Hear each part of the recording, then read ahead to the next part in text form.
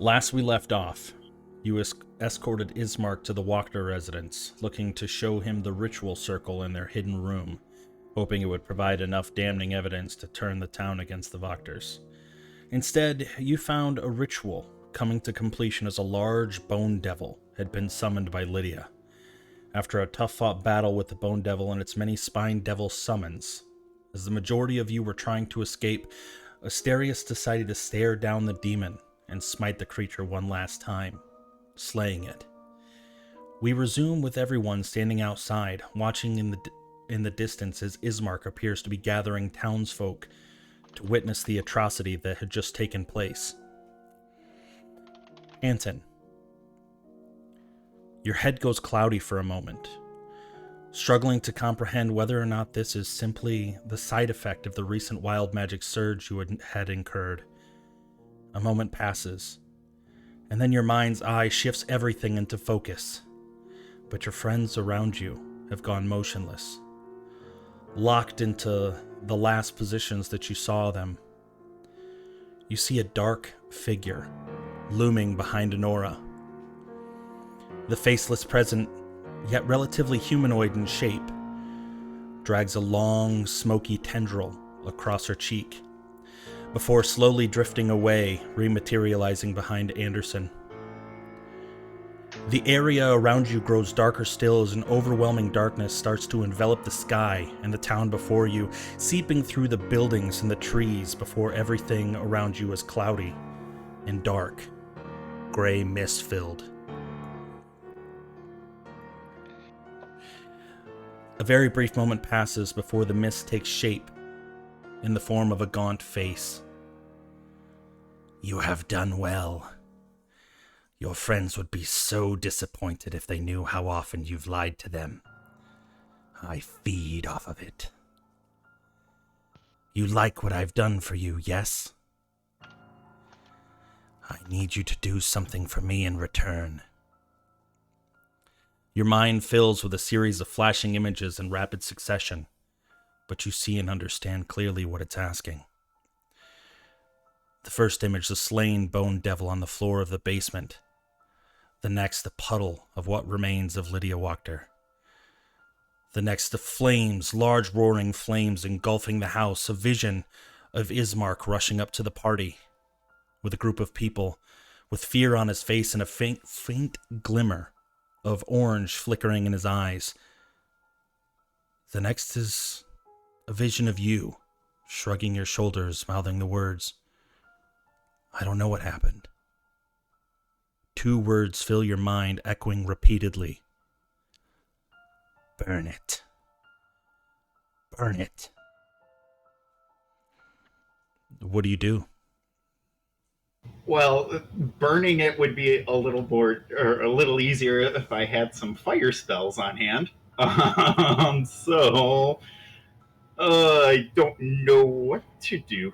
I'll look to the apparition as it's imploring me to do so.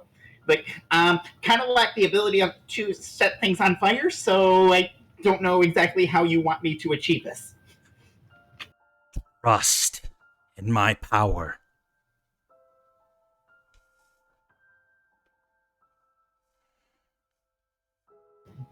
Just be clear. I think I heard you say trust in my power. Yeah.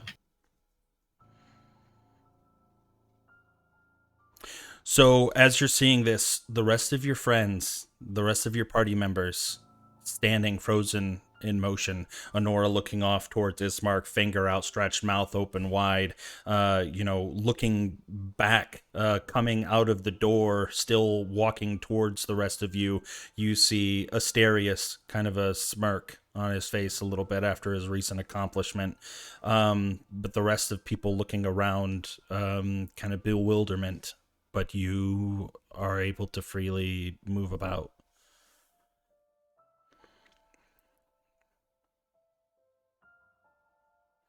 So let me get this straight. You want me to set the house on fire and just play it off? Burn it. And you sense impatience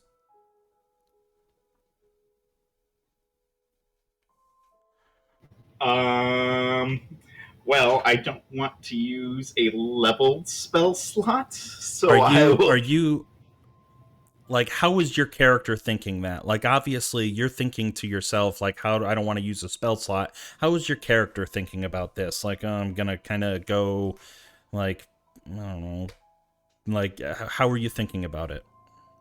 My character is like, all right, well, I mean, I'm still alive, so that must be a good thing. So I'm going to try to cast a ray of frost at the corner. I guess it would be the northeast corner of the house, and just see what happens. Actually, did I see the Bone Devil die? I don't recall. I don't believe you did. I think you were outside when it happened.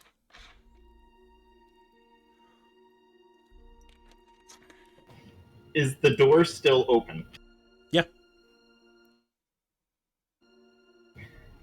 Then, trusting in this dark deity type of phantasm or whatever, I'm going to step across or step in between Ira's feet Okay. and through the doorway over here. Oh wait, is that a doorway or is Yeah, that you something can. else? It's the doorway to Okay, the basement. perfect. I'm going to step into that doorway Yeah. and just cast a ray of frost in there, trusting that this entity is going to be a-okay with me casting a ray of frost in that direction. Give me a second. I need to pull up your character sheet. I should have had it up already. My apologies.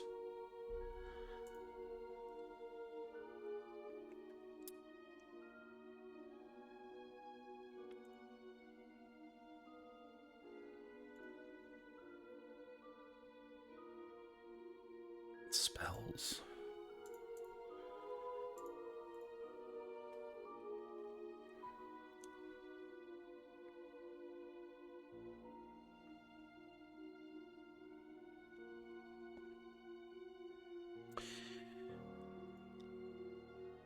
As you extend your hand to cast a ray of frost down into the basement dwelling, you feel, even though you can no longer see the gaunt face, an overwhelming amount of disappointment. And I need you to make a Constitution saving throw for me, please.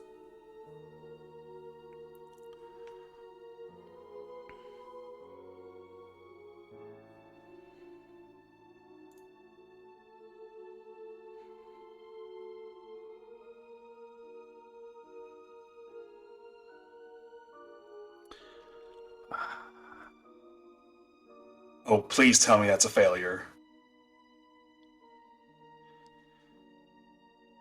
It's really good. Yeah. It is really good. But it'd be funny if it was a failure. But also, this is an eldritch fucking abomination. Also true. Advanced dice roller. Oh, God.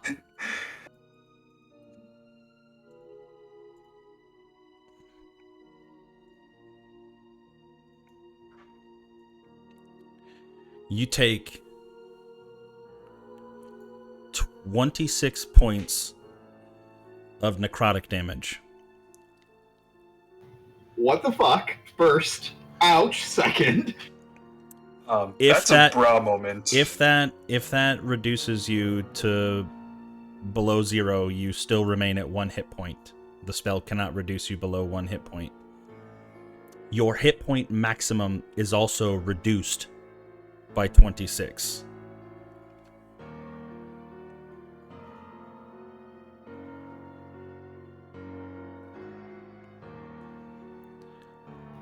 I'm going to assume I feel that in my fucking soul and Yeah. be like, oh, what's going on here?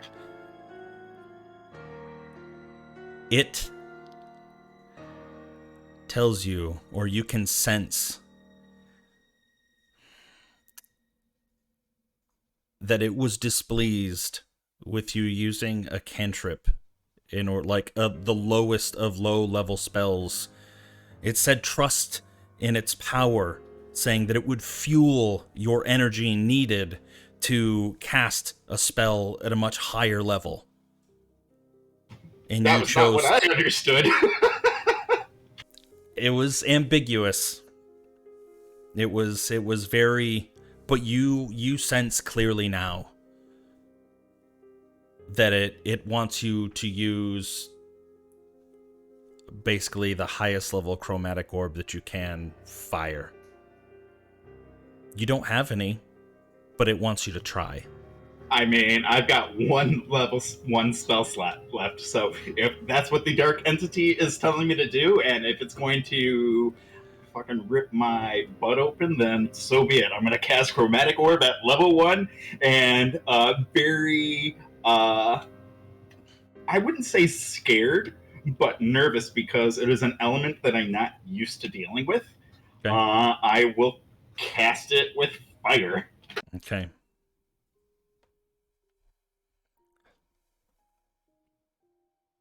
Don't forget to roll a d20.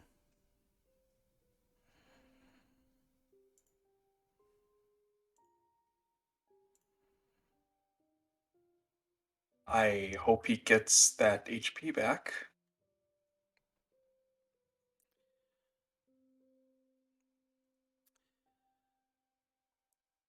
As you point down towards the remains of the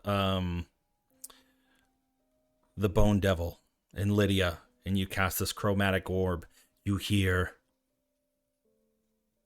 "Don't disobey me again."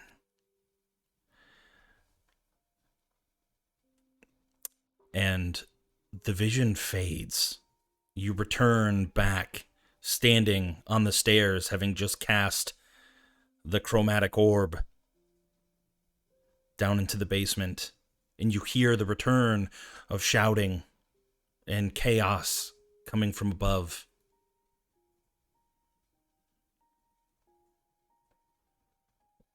What are the rest of you doing?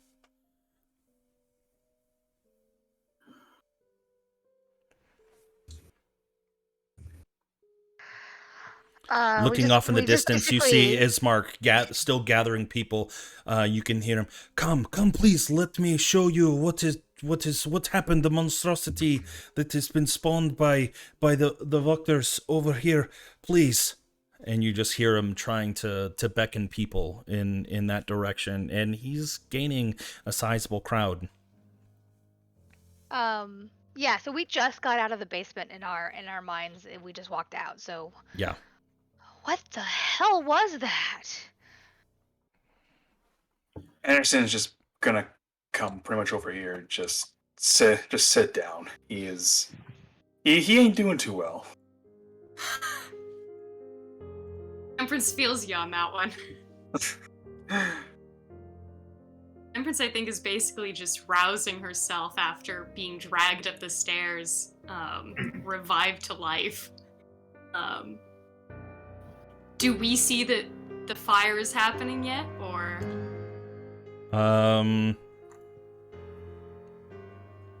You would not yet.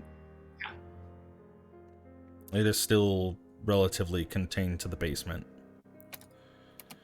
Panton, having just done that and standing there, like still having very vivid memory of what had just occurred, what do? How do you plan to rejoin the group?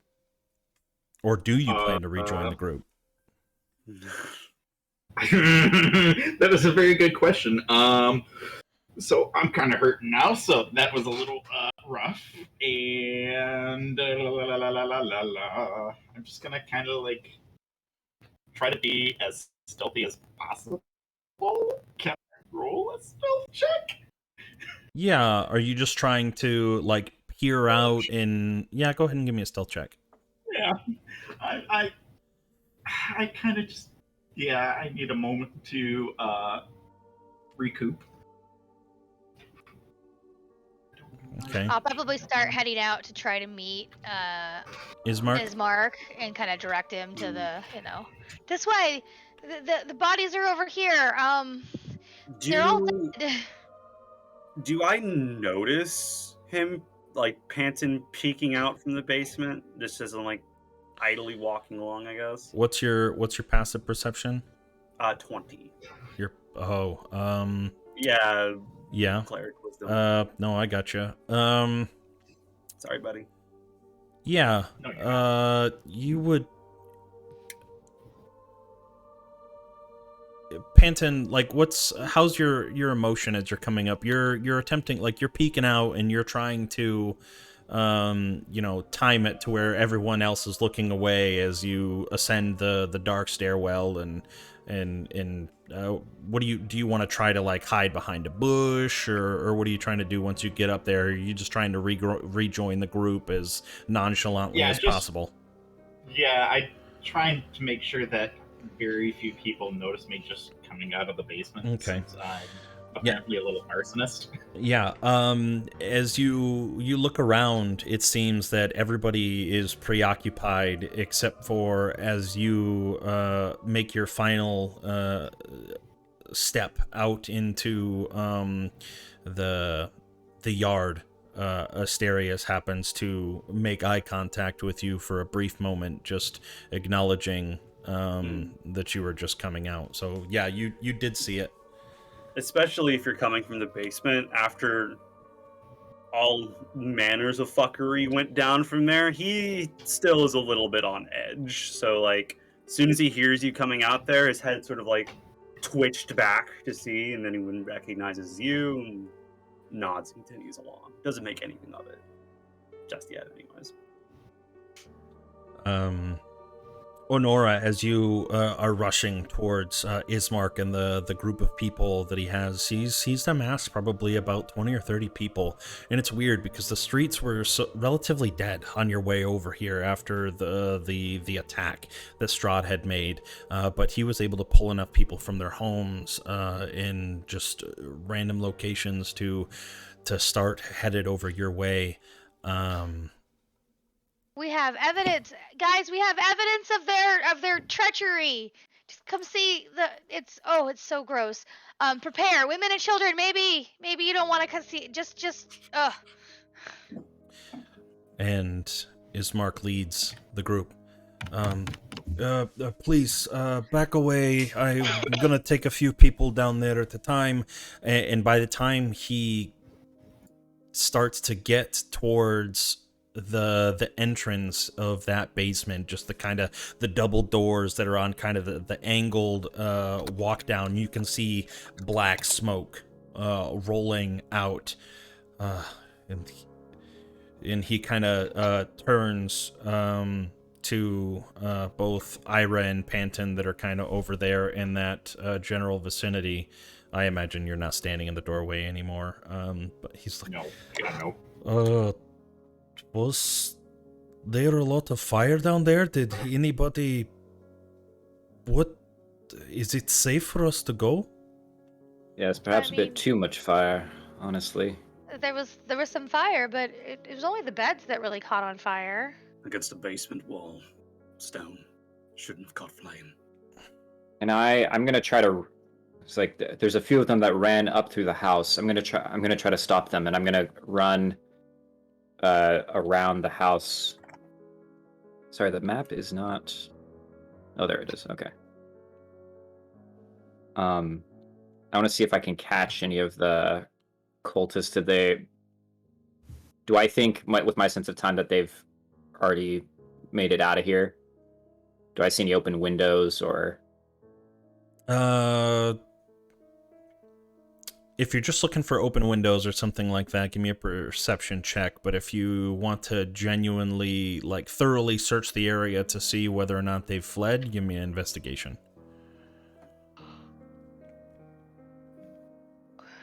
Okay.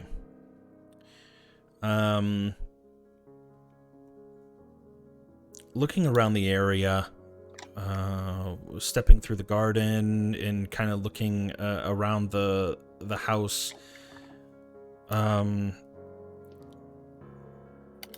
it's hard to tell because of the chaos that had happened just moments ago. There are a lot of footprints, weaving through the grounds, But Okay. you don't notice, with a 21, you don't notice any frantic exit.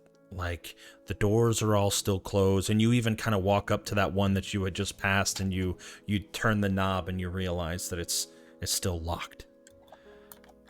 So, Yeah, I will message Honora.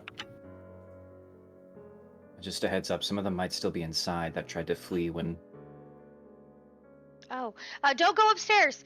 Don't. There's still some dangerous people in the house. We probably should capture them and interrogate them. I'll go up to Anderson. Hey, you with me? Huh? What? Sure. Yeah. Okay. No, just why don't you sit here with this one and take it easy.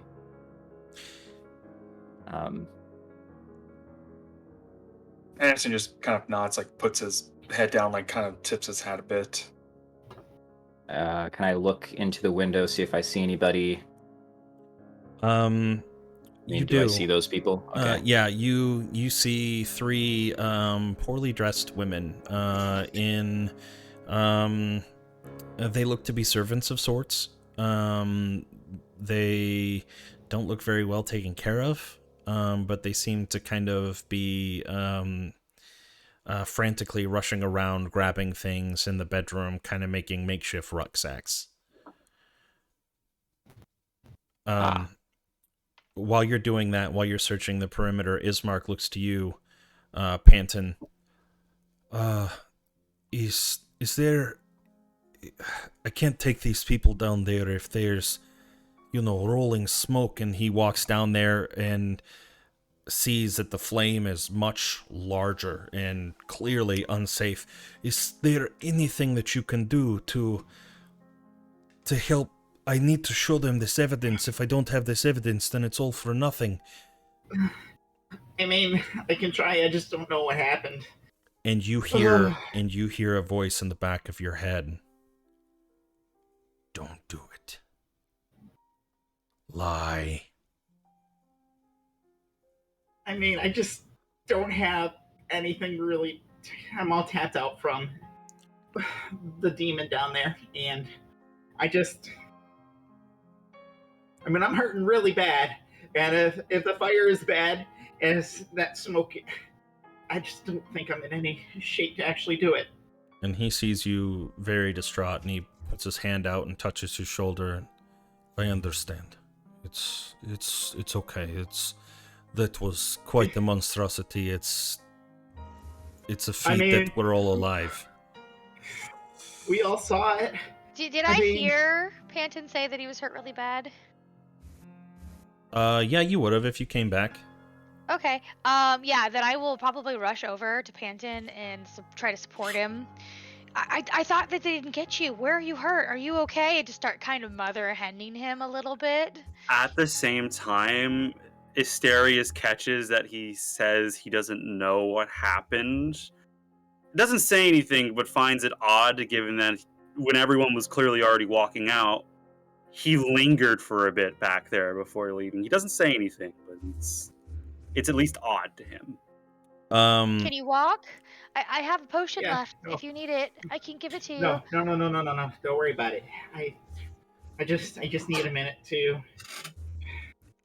just process everything.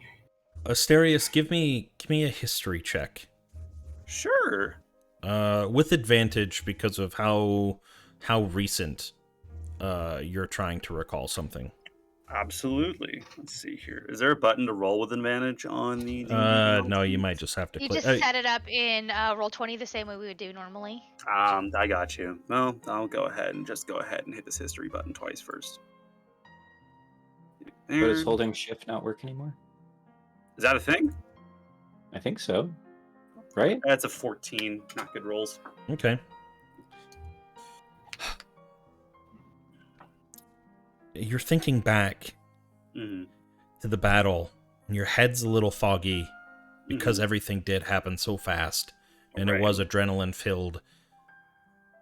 But man, you could have swore that it was just you and Honora that were the last two out, that everyone else was already out, and for you to then see Panton walking out afterwards, it's hard for you to recall, but it's definitely on your radar. Yeah, it's in that vein of like, I guess the best way to put it in like military terms, like glory stealers, valor stealers in this case, like saying they were part of this fight when they very clearly weren't in the thick of it, Mm-hmm. or in the very, you know what I mean. Don't give me that fucking look, DJ. It's very odd, and I want to say, as Asterius is thinking about that, it's pretty clear he catches that on his radar. He's not one to hide his facial expression. He finds it odd, but he's not saying anything. Very silent, judgmental stare.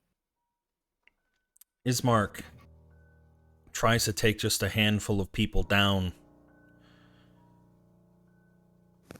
and only a few moments go by before, the group of them return from the basement coughing. Just it's too bad down there. I can't get any good looks. It's not even safe enough for me to show the other room. It's on fire. Even looking above, like the flames are now licking the floor. It's not going to be long before the entire house catches fire. Oh no! Shit. Were the flames at the stairs? Were they at the stairs? Yes, consuming the stairs and some other large white mess. I can only assume that it's the giant bone creature that was attacking us. Fuck. Can't even go down to the stairs and snag a quick corpse without getting hurt. Going back to Ira, what were you two trying to do over there, Ira and Anderson? Well, I'm gonna message Honora, and I messaged Honora that there's still people inside, and then I'm also gonna. There's people inside. Oh, the fire! Oh my God, Ismark, help! And I'll run around the side, basically dropping Panton in the process. Okay. And I'll also message Asterius and say, "Hey, Bagman, while Ismark's taking care of that business, we still got some people inside. I don't think anybody's left. Okay. You can still swing a mace." Yeah, so there's no response, but there's a moment as he still lingers his one good eye on Panton before silently turning away to the conversation and going to follow Honora in this case. It's not a moment later after you call the people over to the back door that several women appear at the door and open it and step out from the house, and all of them kind of still in their very plain, simple servant's clothes with just the makeshift sack filled with belongings. Is there anybody else in the house? I'm gonna draw my rapier and point it at them. Okay. Say, "Not so fast." Okay. The one that you pointed at, she shies away. What is the meaning of this? I'm just trying to flee from the fire. Is there anybody else inside? No, not that we saw. No, it's just us. Oh, so you had a hand in this? No, we heard. Drop your bags. And they drop their satchels onto the ground. Still kind of putting her hands up. We were just cleaning and we heard lots of loud noises and we ran to our beds to grab our belongings so we could leave. Can I make like an insight check to discern if some of them are genuine and some of them are just bullshitting? Yeah. I actually want to run into the house and do a quick search for any other survivors. Okay. Let me do. I closed that on accident. I sure did. Give me 1 second. Honora, you can actually take your character, and move through the house. It shouldn't have a light barrier stopping you from. Nope, it doesn't. Doesn't? Okay. It doesn't let you take through the house? No, I can go through the house. Okay, It's okay. fine. 20 insight.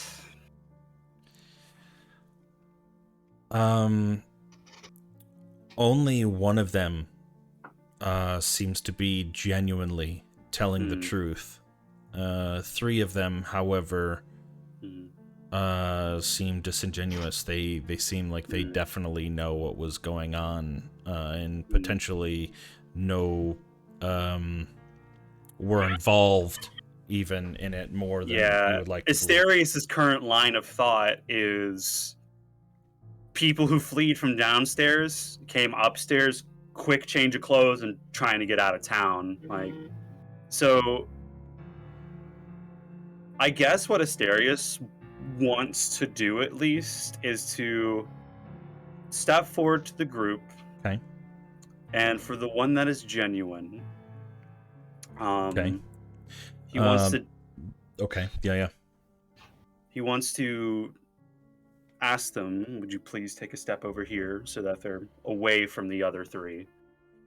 Can I grab my sack first? Is the one Ira has at rapier point the genuine one? I mean, I'm No, pointing it at all of them. the one in the back is the Okay. genuine one. Sure. Asterius just raises like a diplomatic hand. Just wait a moment. Now, hold on. We're just going to make sure that the Wachters' property is all taken and accounted for, since the master of the house seems to be recently deceased. Does that genuine one at least take a step back in this case? Just one, closer towards you. That's fine. That's fine. Asterius then looks at the other 3. Okay. I'm gonna level with you all. You're outnumbered. You've been found out. You're in plain clothes. And there was only one place to run. I suggest you lay down your arms and simply accept what's coming. It'll be easier. The one closest Doesn't to you. have to be a bloody affair. Kind of looking back and forth between the rapier that's drawn and at you. Listen,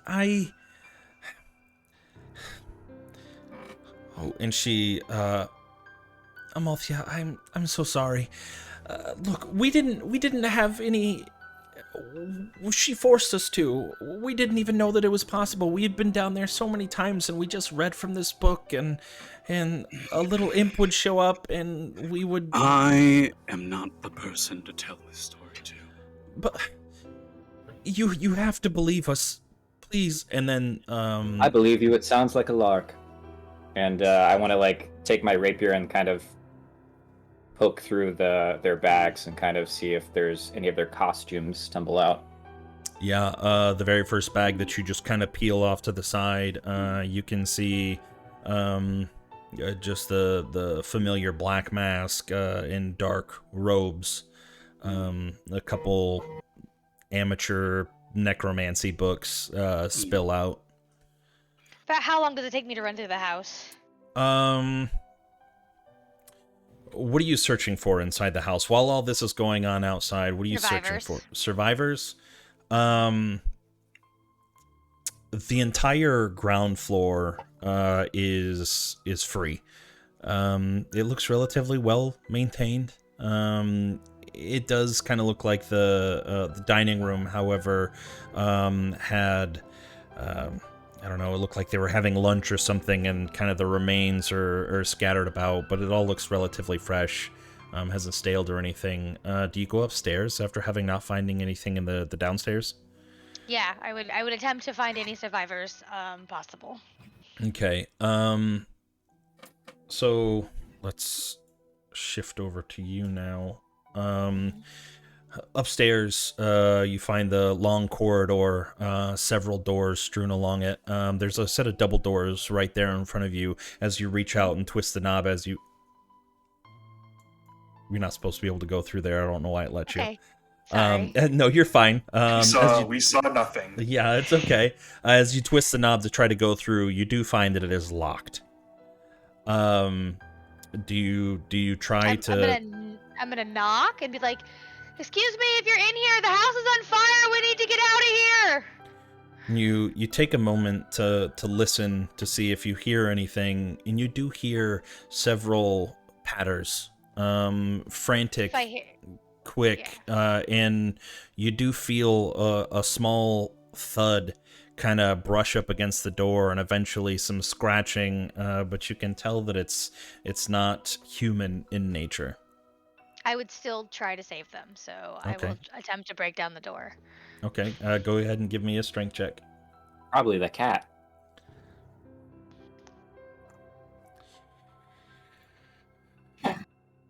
Okay. I'm gonna say that it takes you a good while. Probably, how long do you want to spend on trying to break this door open? As long as there are not fire on the stairs, I will keep working at it. Okay. It takes I you a will little... have messaged her at some point if she's going to be working on it for a while and say, I don't think you need to look for anybody, Honora, unless you're grabbing something of Fiona's. No, I'd I appreciate found it. I think. living life. I found life. I've got to save them. Okay, well, we've got a few of the cultists out here right now, so just be on your guard. Okay. Thanks.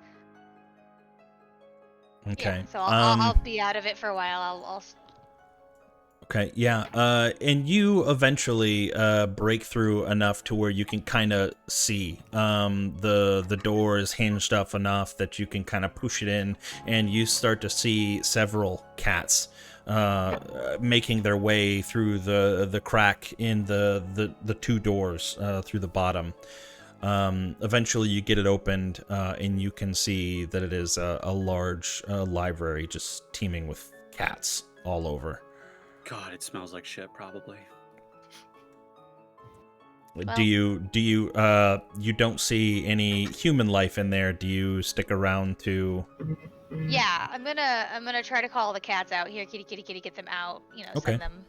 Yeah. Yeah, But, they all follow you Yeah. pretty quickly. So yeah, that's what I'll work on for the next 15 minutes Okay. or so. Eventually Getting the cats out. eventually you do make your way to... Where'd you go? I went back down. Yeah. It's a petting library. Did you search the rest of the rooms or no? I will do the same. Yeah, I'll try the other two rooms just to Okay. make sure there's nobody there. You do step into this room. It is unlocked, and you see a motionless form in the bed, just unmoving. All right, I will go and shake them awake so that they can come outside. The house is on fire. Okay. As you step in, you see the fire is still lit in the fireplace. You see a framed portrait above it, noble father, mother, and two young children. And you look at it, and it looks like the woman in the picture is Lydia, and what you can only assume is the male figure is her husband, whom you haven't seen yet. Wait, is it Lydia or Fiona? Who's Lydia? Did I say it's Fiona? I don't know why I keep saying Lydia. It's Fiona Wachter. Okay. Is Have it? we met a Lydia? I don't know. Give me a second.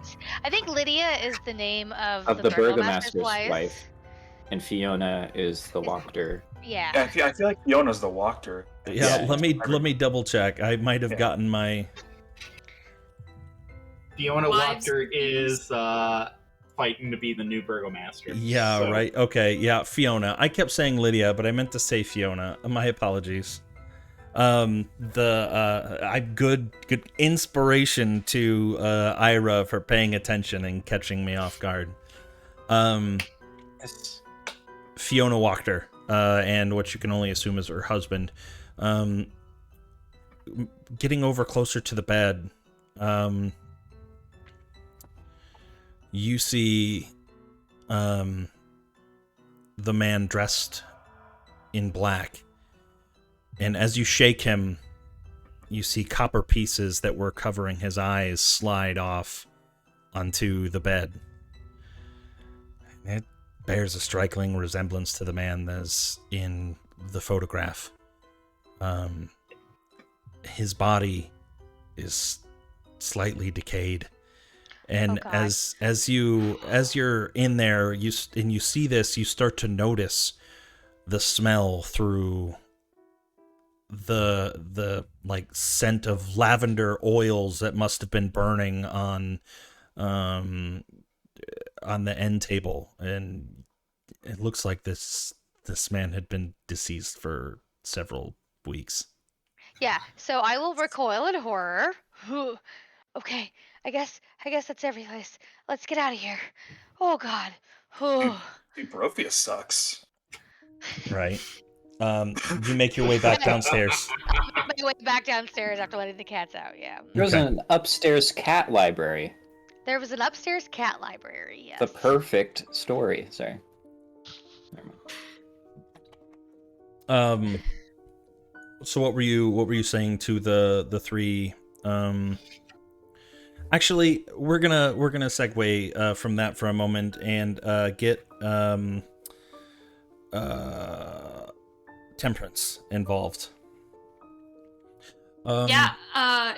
I'm gonna have some interaction with you for just a moment. As you're standing there, kind of checking out everything that's going on, Ismark coming up from the basement with the smoke rolling out, and surrounded by Barovian commoners. One person stands out to you more so than the rest, kind of lingering back, and as you make eye contact with this tall, well-dressed gentleman, he strolls up to you, wearing kind of a blue tailor-fitted overcoat, a very handsome younger gentleman, kind of some red satchels, like a coin purse at his belt, and he strolls up to you and, "Oh, you look like a new face in town. I don't believe that I've seen you out and about before, especially with all this commotion that's going on. What are we looking at here? What seems to be all the fuss?" Temperance, I'm with the other new ones, I guess. We just killed a demon and now a basement seems to be on fire. And he looks at Here, you. it's my fault.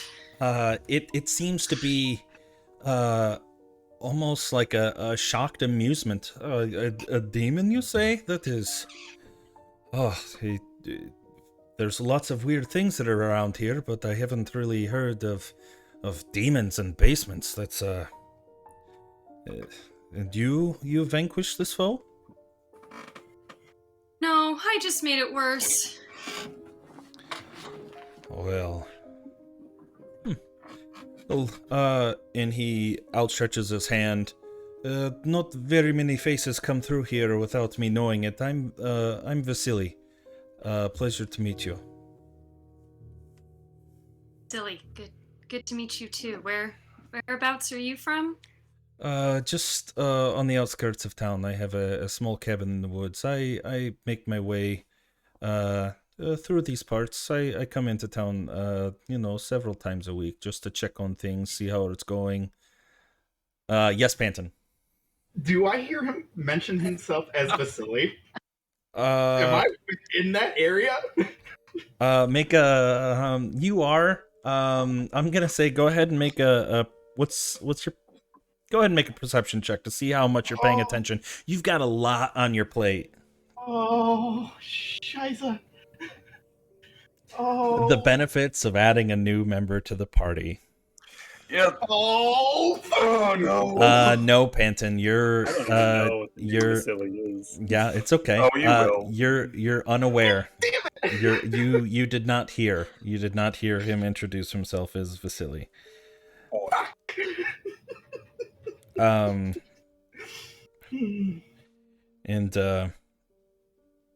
he kind of talks to you for a little bit, and whereabouts are you all headed after this? There's a lot to take care of around here. It doesn't really seem like a safe place. Where are you going to stay?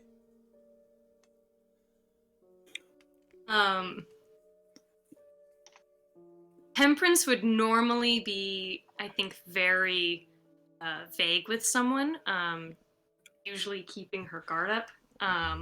That's from your character. I would agree. Yeah. Yeah, but I think after having just been saved by all these strangers, and feeling just very off kilter, she's like, I believe we're going to a tower where Ismark's family is. I don't know very much. Hold on a second.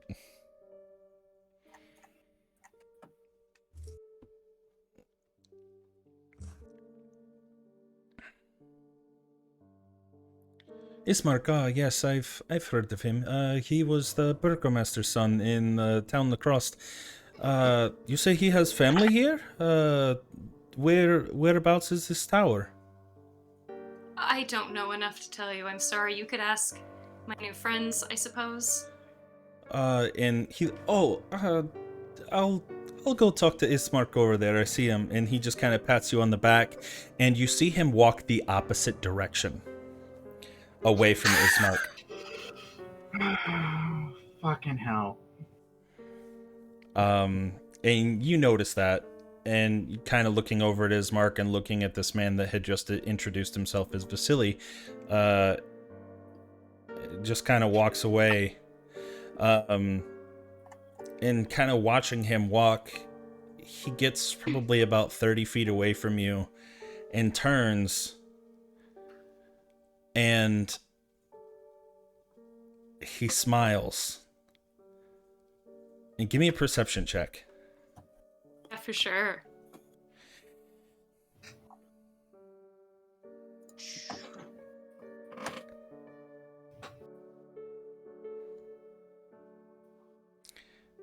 As he smiles, even at 30 feet away,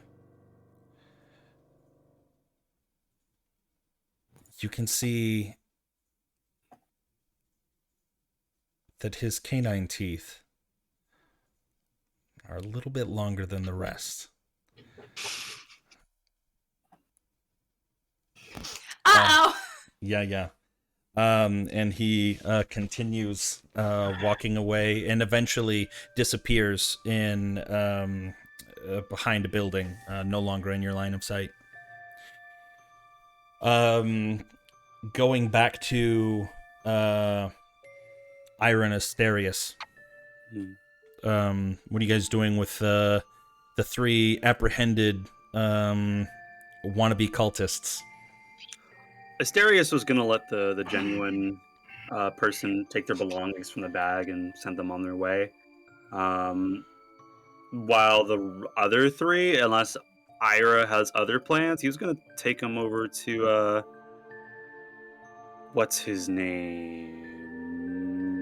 Burgermeister. Oh, the guy. Burgermaster. His name's Vargas. Vargas. Or Ismark. I think he means Ismark. Ismark. Okay, Ismark, Take the him over to Ismark. wannabe. The Or is So, wannabe, yeah, the wait. wannabe. I can call him over here. We want him Ismark, to be. We have more to show you over here.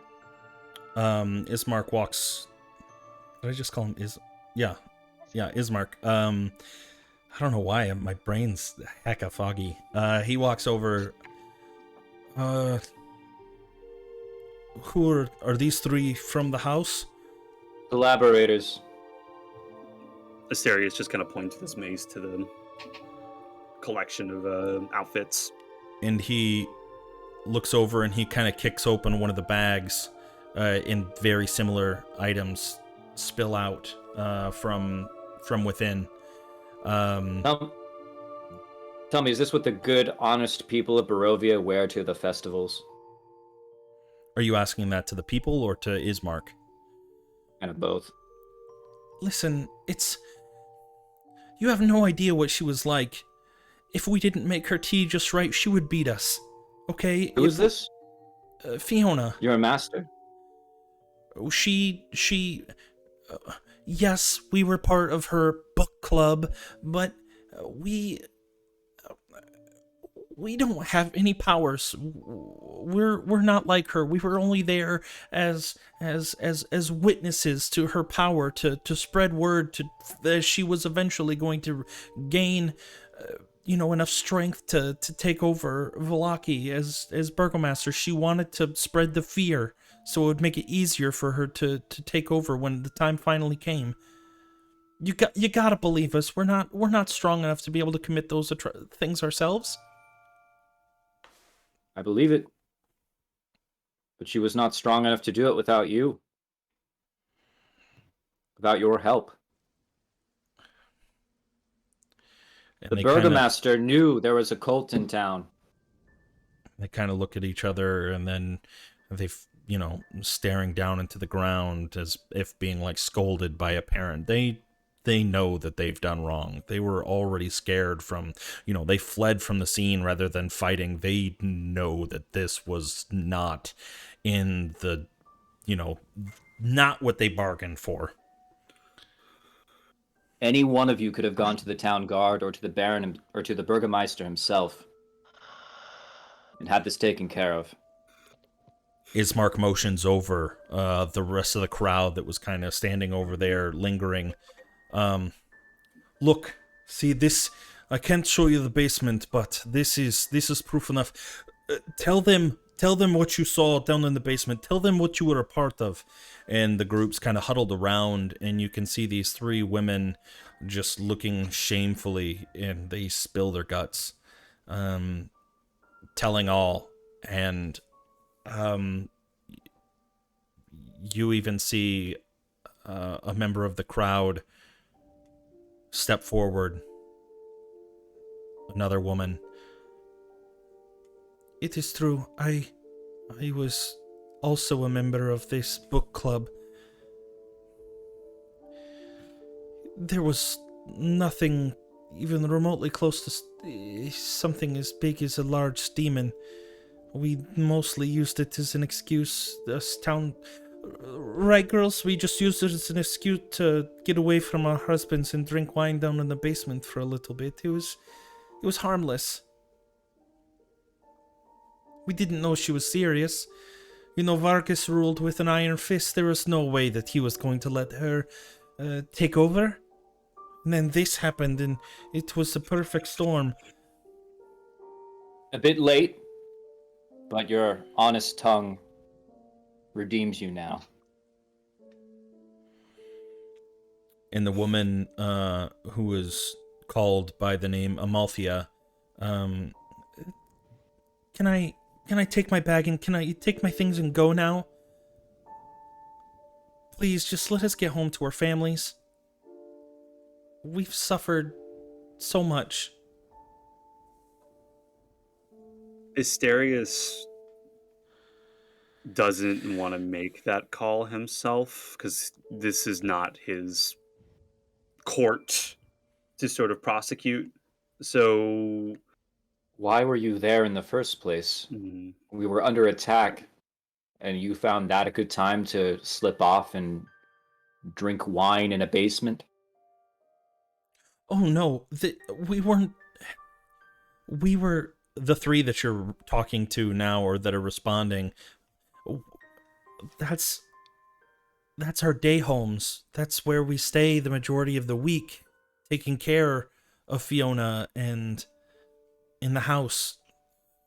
We were already there. We were forbidden to go to the church when the town was under siege. So you say Well- this Fiona person made it a specific point not to leave whenever this individual attacked the town. We were at home, and Answer yes or no, please. Fiona came home during the attack, frantic. She grabbed us by our robes and drug us down to the basement and said that she had important stuff to do. And she would not let us leave. No. And at no point this estate was attacked by any of these monsters. With a passive 20 perception, like you would be able to clearly look around and seeing so many other buildings in disrepair, on fire, just claw marks. This house looks pretty well survived the storm. I assumed Asterius is doing the cop thing right now of basically letting them either admit their truth or admit their guilt. Right here. Where's Ismark for all of this? He was He's right standing there. right He's in there, front. he's there. Yeah, he's Ismark listening. is like right next, Okay. right next to all of us right here. With the crowd. Yeah, the crowd of about 20, 30 people are all kind of gathered around listening to this confession. Just let me know at what point do I pop out of the house? Because after the dead body, I think I'm just gonna leave. Oh yeah, you're probably popping out. You probably popped out long enough to hear that woman stepping out of the crowd and talking about the book club. Oh God. Oh, oof, dead body in there. Gross. What I miss?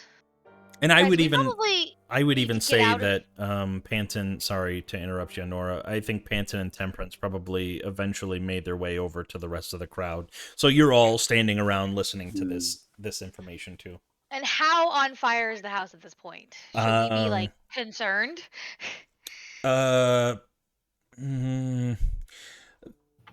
A few of the windows have broken, and there is smoke kind of coming out of the house. Yeah, as fascinating as this is, we probably need to move. Fire. Lots of fire. I think Asterius sort of looks over to Ismark in this case, the person who, at least Asterius is sort of recognized to be the person who's more familiar with what goes on in this town in a matter of like legal processions and shit like that.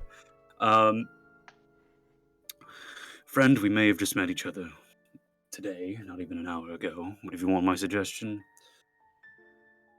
keeping them in a place where you can launch an investigation, at least the town can, is my suggestion. The town, they are town members. The town can decide their fate as well. I'm certain that they have jails and stuff. We can just hand them over to the townsfolk, and we need to go. Yeah, you guys are kind of I stepping really away got- Yeah, from like the... we're like as you said that we're not still having the active conversation. At least I imagine not next to an actively burning building. Yeah, the way that I picture this after you had said that, Ismark is kind of corralling everybody and asking, Ira to keep your sword drawn.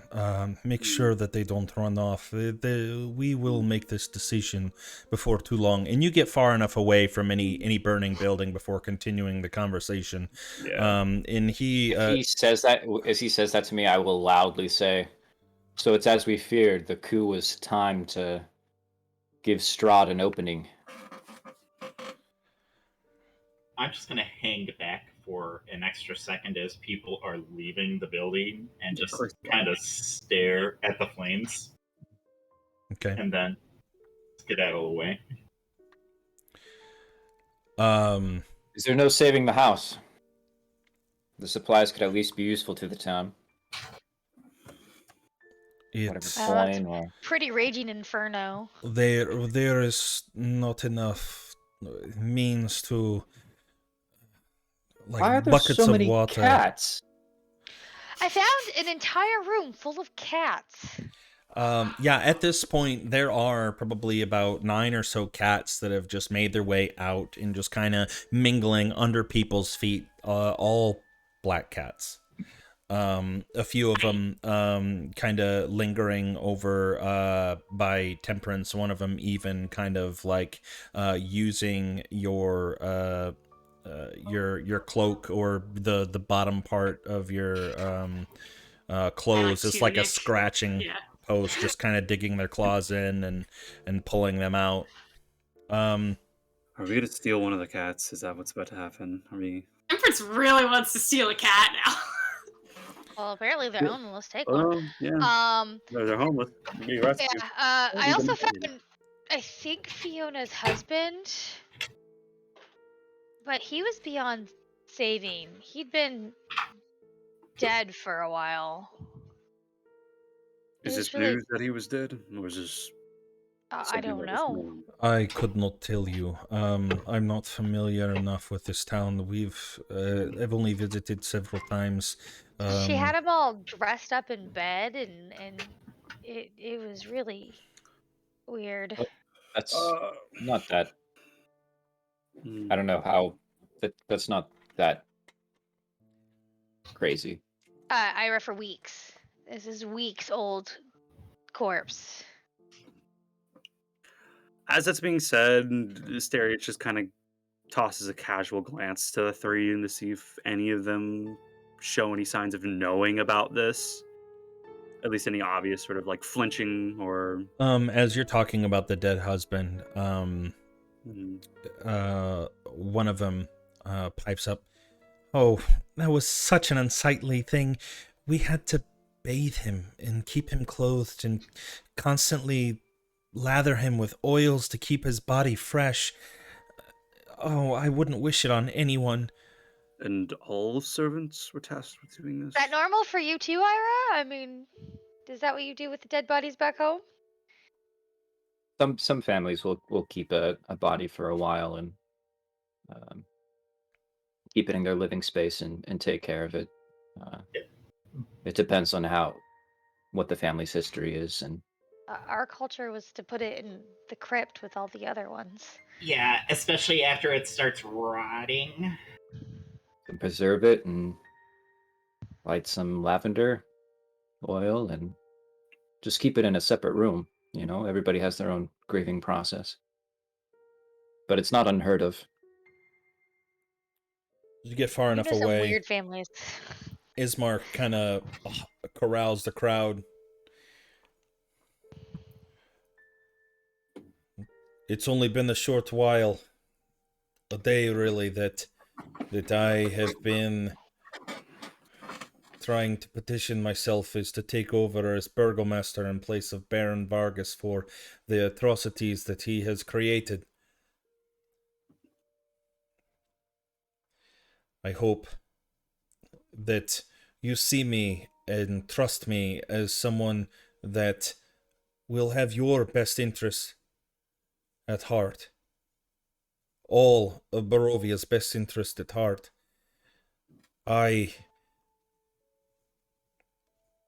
want you to know that I will be able to make the tough decisions, but I want this to be more of a democracy in the sense that I want you all to be part of the decisions that we make as a town. If you were to have me as your burgomaster. And since there is no one here in this moment, I will ask you all, what should we do with these three? Should we have mercy? Should we allow them to go back to their homes, back to their family now that, as they say, looking back at the three, and you see them, heads bowed to the ground, not making eye contact with the rest of the crowd as Ismark is kind of pacing back and forth in front of them, basically preaching. I think if Ismark lets Asterius at some point, Asterius wants to at least, like in a trial sort of manner for what is basically an impromptu trial going on right here, state the charges of the accused, the actual charges. He doesn't want to rig it in a way of like they should hang, but in a fair, honest way. This is what happened. They were here. This is what occurred at this time. Just in that isolated incident, like with the stuff with the corpse, the book club, that stuff is unrelated to the current moment. Okay. There's context surrounding it, which he'll let people explain about, but that is essentially what he's doing. He's just reading it off. It's more so for flavor than anything. Like, I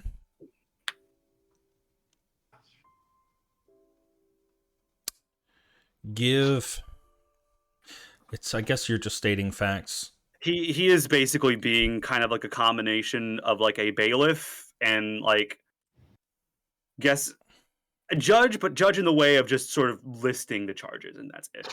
Okay. I accidentally muted myself. Okay. Okay. The group listens, and a lot of them kind of talking. You hear as you say some of the things about them taking part in summoning this bone devil, which could have been loosed on the town had you all not been there. And Ismark, this is where I need your help. And he walks up to one of the people in the front. You, what do you think should happen to these? And you see a very frail, young adult male, looking very malnourished. As he opens his mouth, you can kind of see a couple teeth missing, just tattered clothes. I say we should stone them. Should we stone them for doing devil's work? And he nods. That is one option. Does anybody have a difference in opinion of what we think should happen to these three individuals? Mercy is another option. Okay, so while this is going on, I do want to kind of sidle over to Ira and be like, we need to find a place to rest. Anderson and Panton are running on fumes. We can leave these people to the town. It's a good distraction while we get some sleep. All right. To the end, then? You think it's the safest place? It's familiar ground. I think Danica likes us, at least. Might be some protection. Like you guys. What happened to the vampire killing us if we stay in town? Shouldn't we go? Of the next day. Yeah, we've got a couple more hours, but I don't think we can go. I mean, Anderson can barely function, and Panton looks really injured.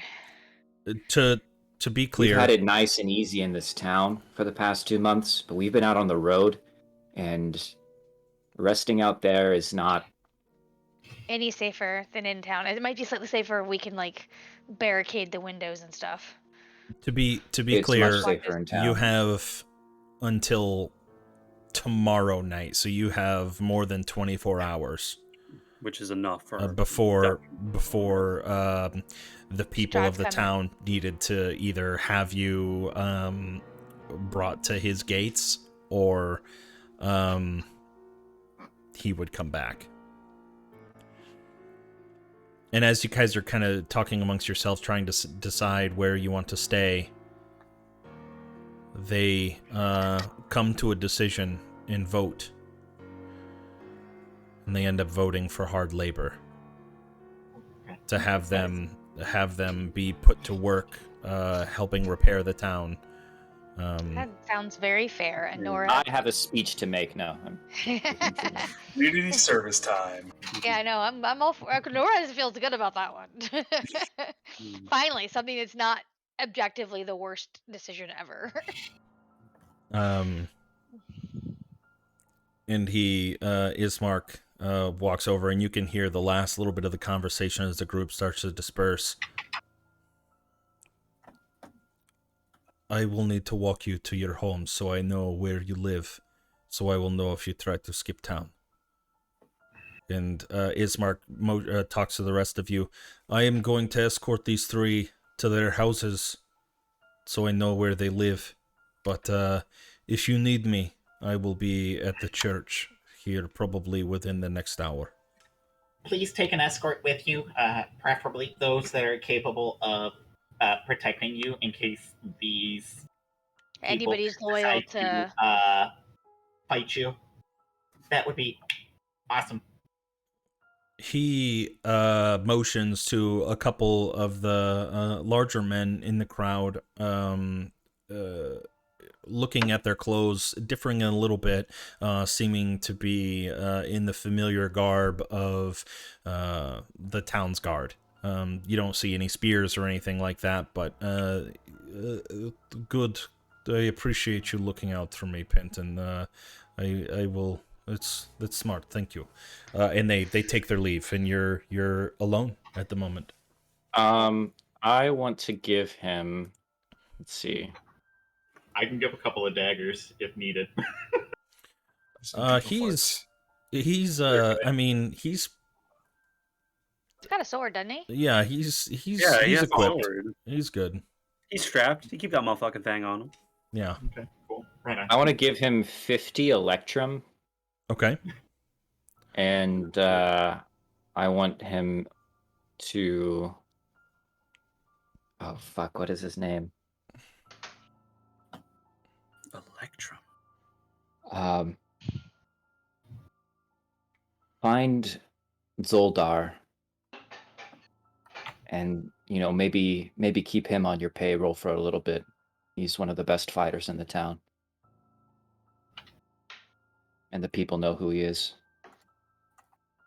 You can use this. The big burly one that wears a lot of the furs with the big beard. Okay. Indeed. Guys, has anybody forgotten? He's also that- the only one who can find Isaac, who would be a great help. Guys,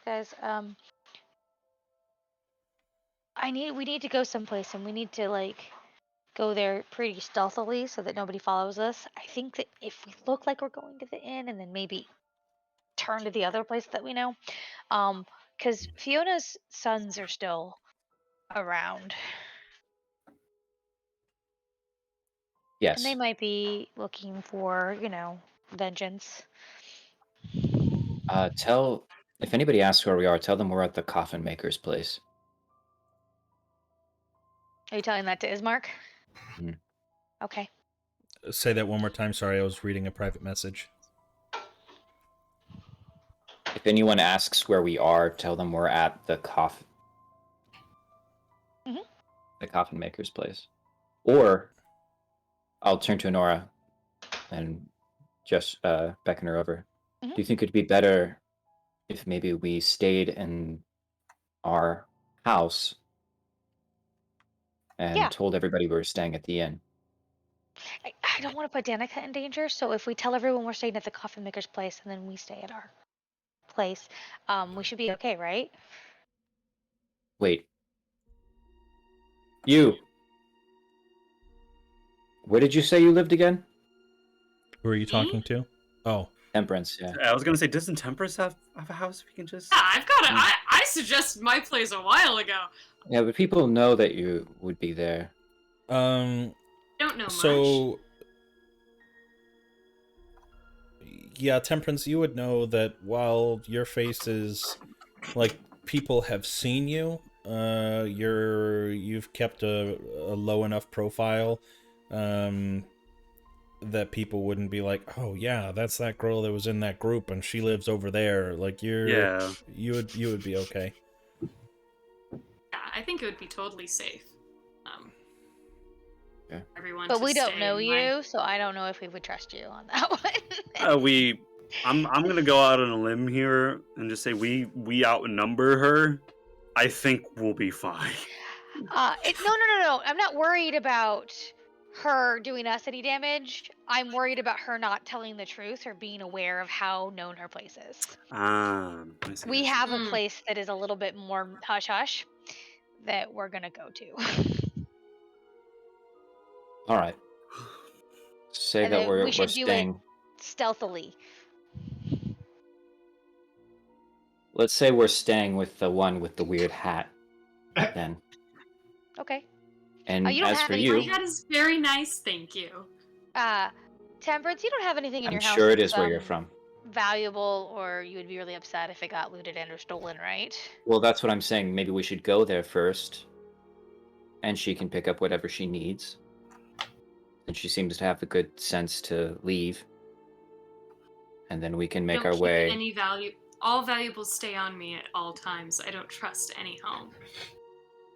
Oh, We're good to go whenever.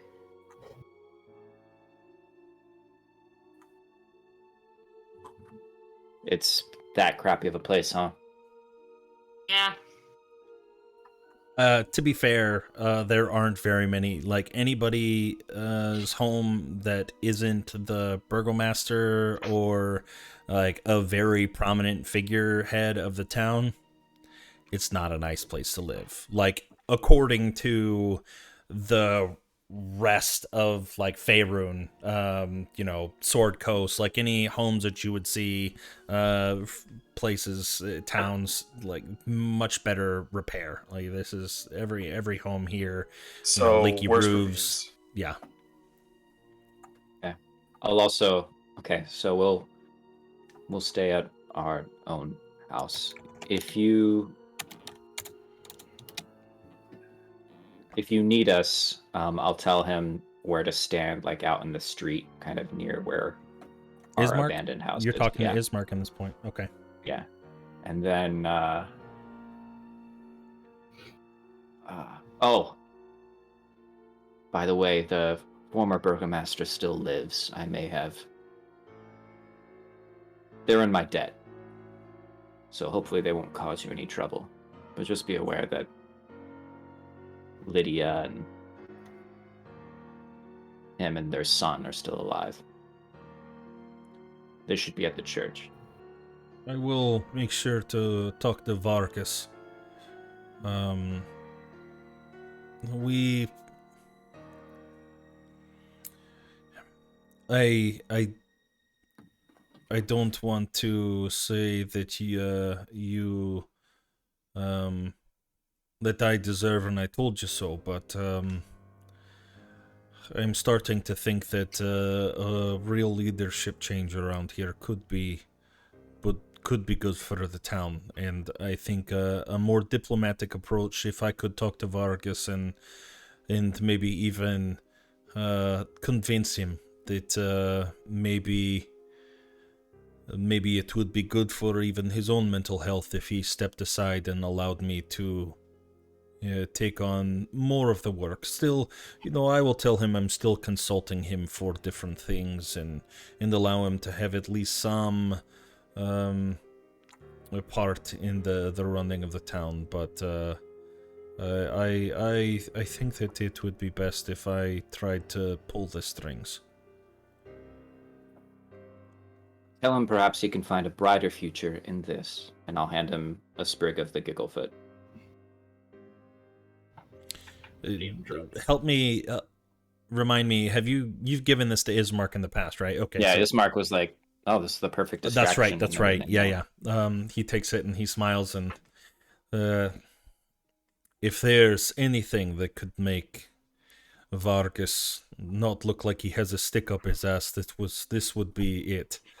And he takes it, puts it in his pocket, and he reaches out and shakes your hand. And I thank you, all of you, for everything that you've done. I cannot tell you just how indebted I am to you.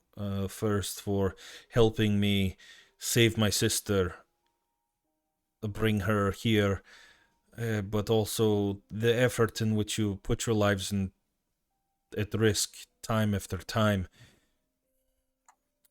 Although I will say that probably if I am going to have to find a way to find a more permanent residence for my sister. Maybe find a way to bring her back into town now that I know that the church will hold up. We can do that. We were planning to kind of head that way anyways, and we can give her a message or try to get her on our way back. Now that we know this place is in control of a friendly person. Um, yeah, if sometime within the next couple days, and he, Rictavio, he's a nice enough gentleman. He's a little older, but I'm sure he's got her safe in the tower to the west. Yeah, if That you dandy's probably going crazy without any gossip to feed on. Oh, yeah, I don't doubt it. I know he was getting stir crazy. Um, it was weird. He left his wagon here. And they just took That might be the perfect way to. Oh my God, that's perfect, Ira. I'll talk to you Perfect. about this as soon as we get in a place. But oh my goodness, that's perfect. Just if you need anything, I'm going to take these women home, and then I'll be Yeah. at the church, probably talking to Vargas. And he takes his leave. What do you guys do? Kind of stealth over to our abandoned house that we hang out at sometimes. Okay. Not making any pit stops anywhere to try to throw anybody that might be trailing you off. I will follow Ira's lead on that one. Wait. Oh, shit. I don't know. I just know that that's what you were discussing at first. If that's not what you do and you walk straight there, that's perfectly fine too. I just wanted to make sure that I was clear on what you were attempting to do. Anderson and Pandon are dead on their feet. We need to get there quickly. Why don't we have a conference of the whole gang? I think we should take the Bagman. To be honest, he's pretty amazing. Who's the bagman? Asterius. Oh, bagman. Okay, gotcha. Yeah. I mean, I kind of assumed that Temperance and Asterius were kind of lumped in with us, and that it was in their best interest to come with us anyways. Yeah. But you're right, we should ask them. Asterius, Temperance, seeing as we kind of put a target on your back and now Strahd thinks that you're our friends, it might be safer to stick together. But of course you're welcome to leave if you want to.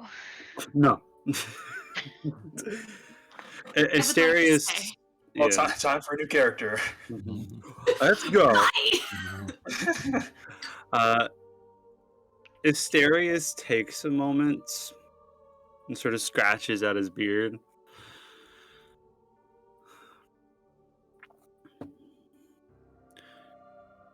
From what I understand right now, our goals are in a form of alignment. You want to go to Argynvost? He gives a slow nod to that. Absolutely. Is that something you were seeking before you were taken? Perhaps we can talk Indeed. about this more later. Maybe in private. If you all are willing to go to Argynvost, then that's where I think we can discuss it in a little bit more detail about what happened before I met you all. It's not a lot, but privacy is more comfortable. Sure. And you, with that was an interesting stunt you pulled with the fire there. You have some sort of power, it seems. Saw Strahd take an interest in you. Wait a minute. You weren't trying to kill us, were you? No, not in the slightest, especially not after all of you have been so kind.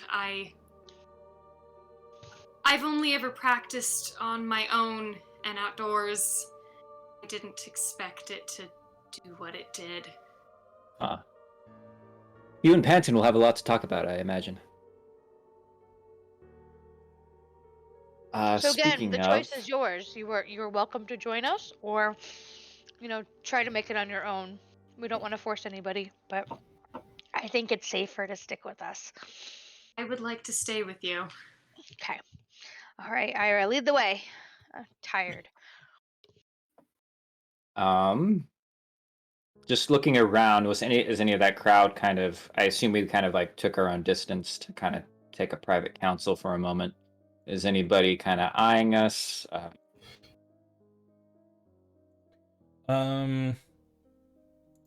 Make a perception check.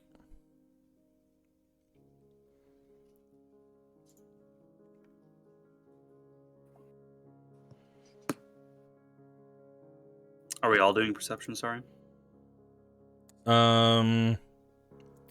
Who else would be in the lead with Ira? Kind of who would be second behind him as he's leading the group? Oh, I'm sorry. I got confused with Temperance's perception check That there. was an old I one. thought they rolled it as well. Yeah, sorry. I'm not gonna worry about it. Looking around, you don't see anybody actively looking at you. There are still some people still walking the streets.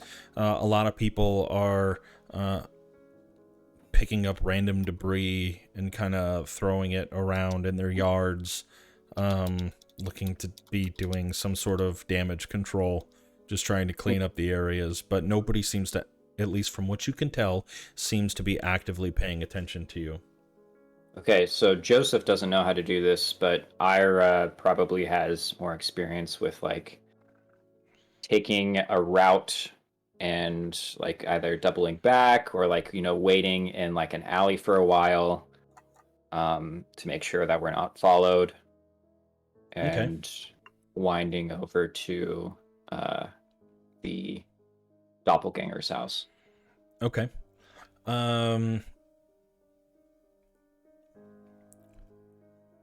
Go ahead. Give me a stealth check with advantage. And then according to yours, I'll see whether or not okay. Everybody else in the group, go ahead and just give me a normal stealth check. Disadvantage time.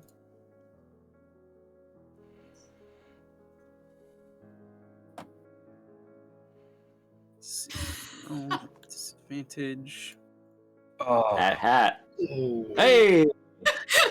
It evens out. It evens out. Some good, some bad.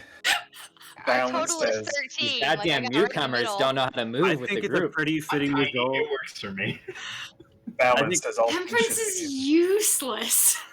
I think it's a pretty fitting result for Asterius, given he has been anything but stealthy.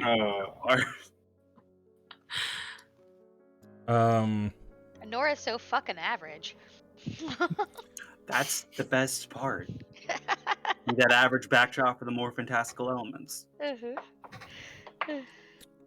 Yeah, there's a couple times coming out from kind of a back alley, you stop the group and you attempt to make false idle conversation, relax, just kind of casually leaning as a group of guards might be walking past.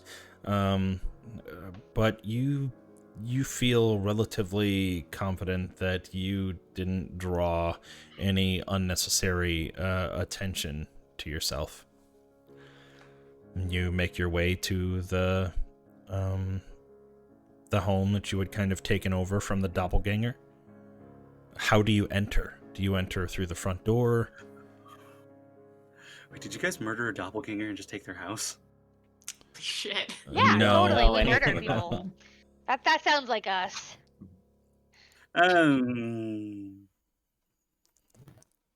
I mean, you say that, but then Panton set a house on fire not You too don't know long that. ago. I'm saying this as a player. You don't know what's going on. Just watch the I would episode. try to sneak around the side of the house and get in through a window. And the back of the house, I think I don't know if there was a back door. I think it was just a window, wasn't it? That we went through. I'm not sure. I am trying to find That same map. Yeah, I know that it exists. But I'm looking. I don't. Coffin. Honestly, I probably deleted it. To make room. There's yeah. a limit on how much Right, we space you can- can have. And It's see not. it in our minds. Yeah. Yeah. Yeah. You said you were trying to make your way in through a window in the back. Yeah. Yeah. You would be able to. I can imagine Honora trying to hold Panton up. Yeah. You guys stealth along the side of the building and make your way towards the back, and one by one, you kind of make your way through the window. Okay, if we're all doing that, then yeah. Because I was gonna say if everyone's just slinking off to the sides of Sirius, we're just gonna walk through the front door. But if it's everyone, Yeah, I Well, think we'll the go front door's locked. Ira will kind of like, we're gonna go around the back. You stand out, my good sir. Do you think you can clamber over a certain? How tall is it? How tall is what? The window off the ground. The window. Oh, To the wall. Standard window height, I would imagine. Probably. Depends on the house. Some windows are real low, some are real tall. And he's an old timer. Sure, he can battle demons and stuff, but can he make it over a hurdle? I mean, there's kind of a porch that leads up that takes a couple stairs, so you can see that the entire house is kind of like on a small foundation that takes it about a foot off the ground. So the window itself is probably about I don't know 4.5 feet off the ground. So he's definitely capable of. he's capable. of He's also a climbing 47-year-old man, so Not even that old. 47. Not That's even- not that old. Yeah. he's not that old. I thought you Too. were It's not way the older worst. than I that. was imagining like 60s. He's I just looked at seen- that. I'm like, yeah, that seems a little bit too young. So if He's it's okay, I'm ancient. gonna say he's more like 57. That sounds more in line. That sounds more in line. Okay. Now he's Still spry ancient. enough, but Yeah, He's you're old. able to make your way through. Yeah, nebulous old is really what I'll leave it at. Here, yeah. any So I will. cats still following Temperance? Just out of curiosity. Well, that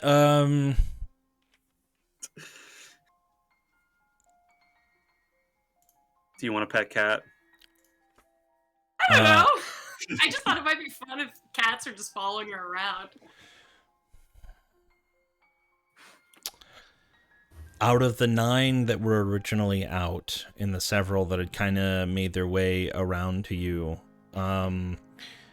you don't see any that are actively like pawing at your clothes, but you do see a very slender cat, not malnourished by any means, but from what you recall, much smaller than the rest, still kind of staying off away a little bit. Like as you rounded the corner of the house and you got about to the midway point, you see this cat just kind of do a little circle in the grass and then just kind of flop down and start like swatting at, you can't see, but just playing by itself in the grass a little ways away. Nice. Do you do anything having seen this cat? I think as everyone's kind of like popping in, Temperance runs over and she kind of tries to like pet the cat, maybe see Okay. if she can pick it up. Go ahead and give me an animal handling check. Cool. It's not even familiar. It is just a cat. Just a literal cat. That's what makes it so funny to me. That's okay. As you- You missed early on when Honora had a dog. I had a dog. Yep. His name was Lancelot, and we saved him from the murder house. Oh, Yeah, shit. the I wonder if operating children word are was okay. had. Yeah, we didn't even check on the kids yet. They're fine. Yes, we're gonna go with that. As we trip over their bodies in the street. Reek and Myrtle. Was it Myrtle? Freak. I know Reek, but then the girl. Freak with an F. Oh, Aw. God, Ah. the cat Freak. swatted you. As you're trying to pet it, it kind of rolls over and it brandishes its claws and makes a little. It doesn't hiss. It's not like angry, but it doesn't stay relaxed. It's clearly in like a playful mood. Should have put a cat while it's on its side. You fell for the classic blunder. It Terrence, doesn't, get inside. People are gonna see you. it doesn't seem to Be be sorry. familiar. Temperance decides to run back in. She's a little hurt from that cat. She's still got her eye on it. I'm gonna try to do a.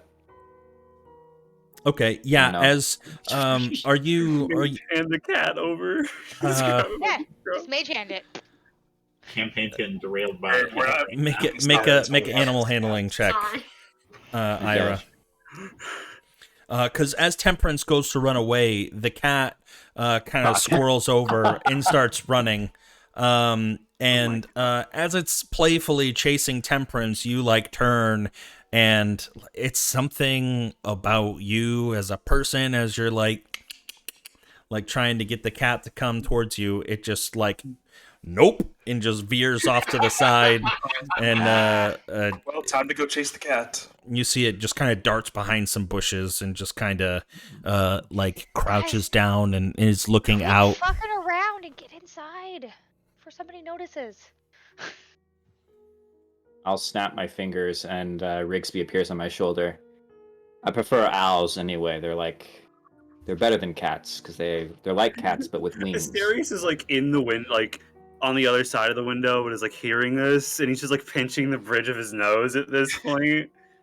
All right, let's go in. We're fine. We're fine. You make your way inside to. You might want to fold your hat. It's a small window. I'm in a traveling zoo. I'm in a traveling zoo. To find the familiar comforts, I guess you could say, of this home. I'll reach up to Anderson so he can let me in the window.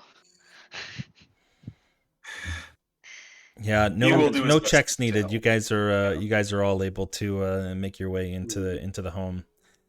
Temperance, where'd you say you lived? In the woods. Here. It wouldn't Well, necessarily be in the woods, but it would be on the outskirts of Okay, town, here towards in the Barovia. south. Yeah, I lived in Vallaki in town. Yeah. Right. You wouldn't happen to be a doppelganger who lives here, would you? I do not assume I am. You believe I am? insight check. Yeah, you can make an insight check. What the She's hell? not lying. What did she say? Sorry. They asked if she was a doppelganger that used to live here. I'm clueless.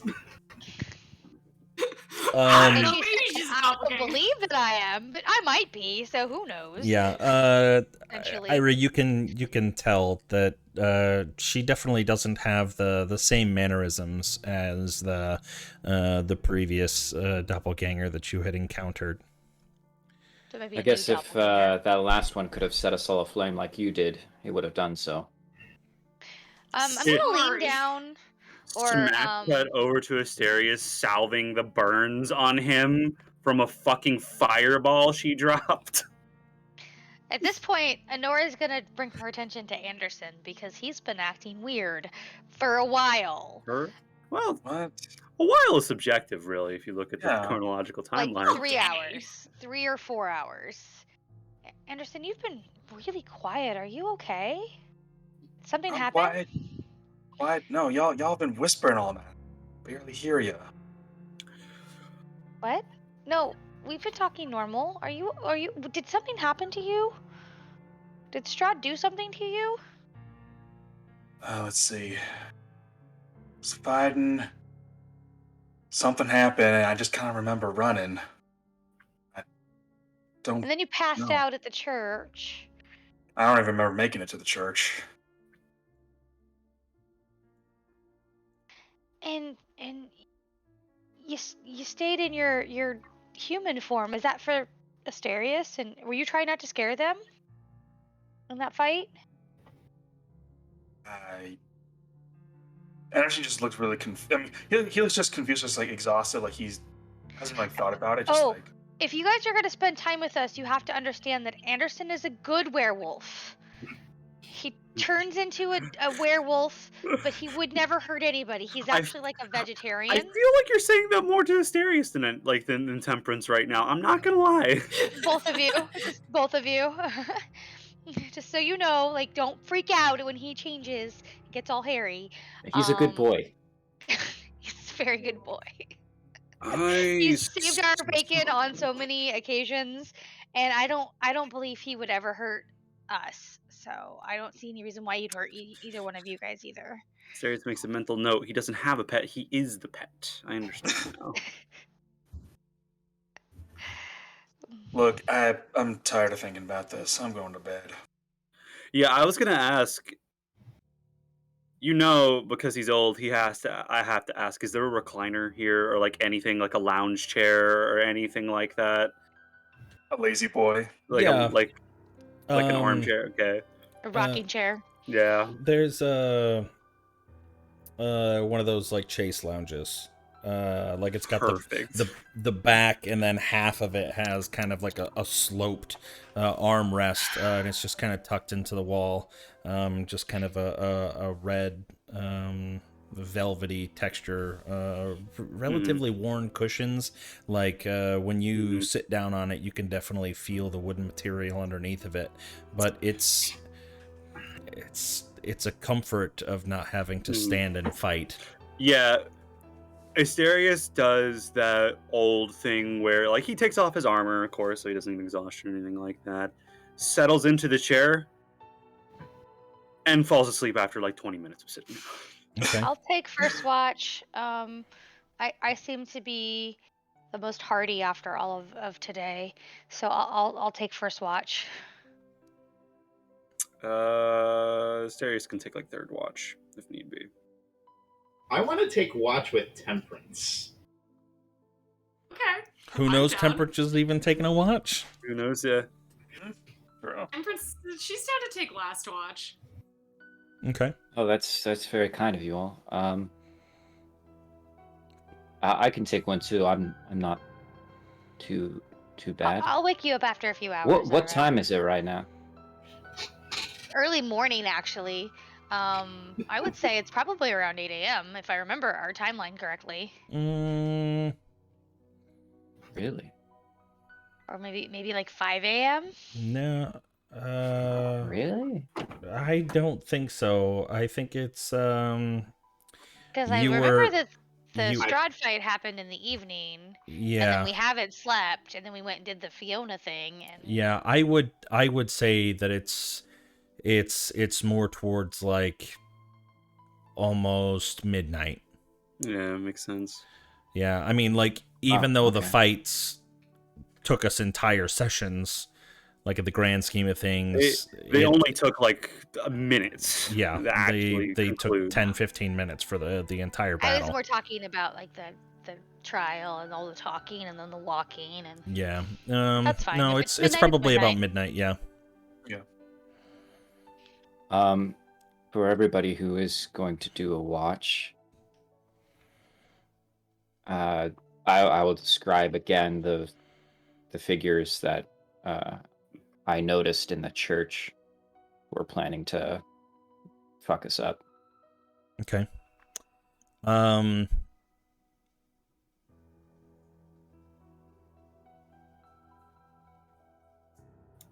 There was the Okay. bearded one, and his hair was thinner, Yeah. and he had like a pot belly, and Yeah. Okay. Okay. So yeah, I'll take first watch. Okay.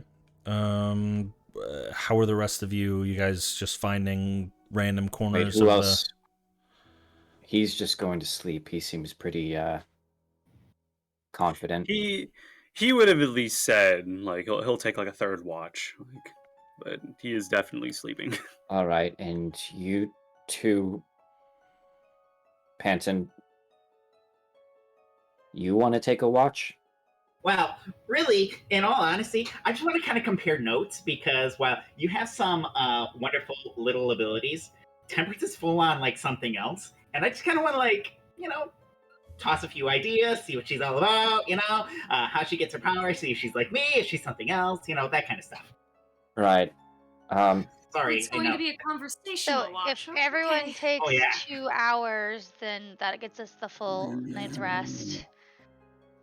So I can do 2 hours, and then Ira, you can do 2 hours, and then Asterius can do 2 hours, and then Panton and Temperance. Well, I think they're planning to do it together. Okay, so that That's still why they're works out. last. Yeah, And Anderson will give you the full night's rest. Okay. I think he needs He's it. already sleeping. Yeah, he's. I think he needs it. He Alright. seems different. You guys want a quick potty break before we keep going? Anybody need a quick potty Yeah. break? Oh Yeah, yes. that wouldn't be a bad idea. Sure. All right. Be a bad idea, I'd say. Yep. Quick potty break. But BRB.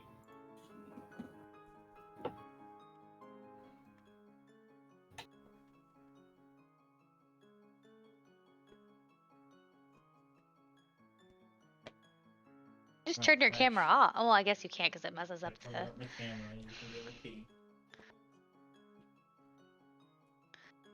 Since I went earlier, I'm fine.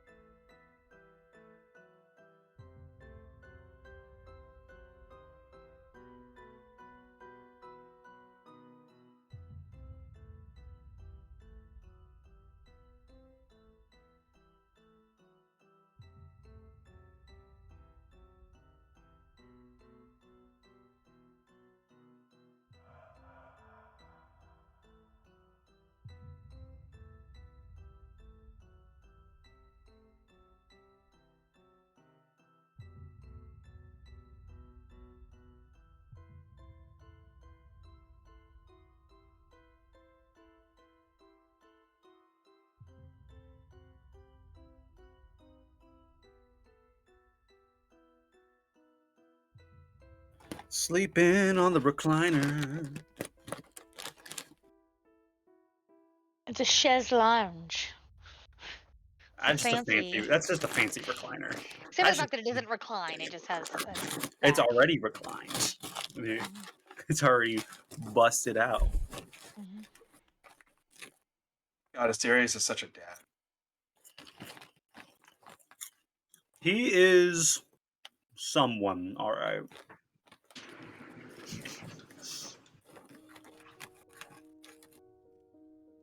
It's like the grandpa you see at Thanksgiving who spends most of the day just like on the lazy boy. He is a wrinkled napkin fart of a man. Fair. That is a description. Hey, I mean, it's clear he was like, in like real life terms, blue collar guy, probably worked with like a steel workers union or some kind of shit. Been around the block, basically. Then when he retired, he just got really into God. What were you saying, DJ? Sorry. I was just saying, hey. Hey.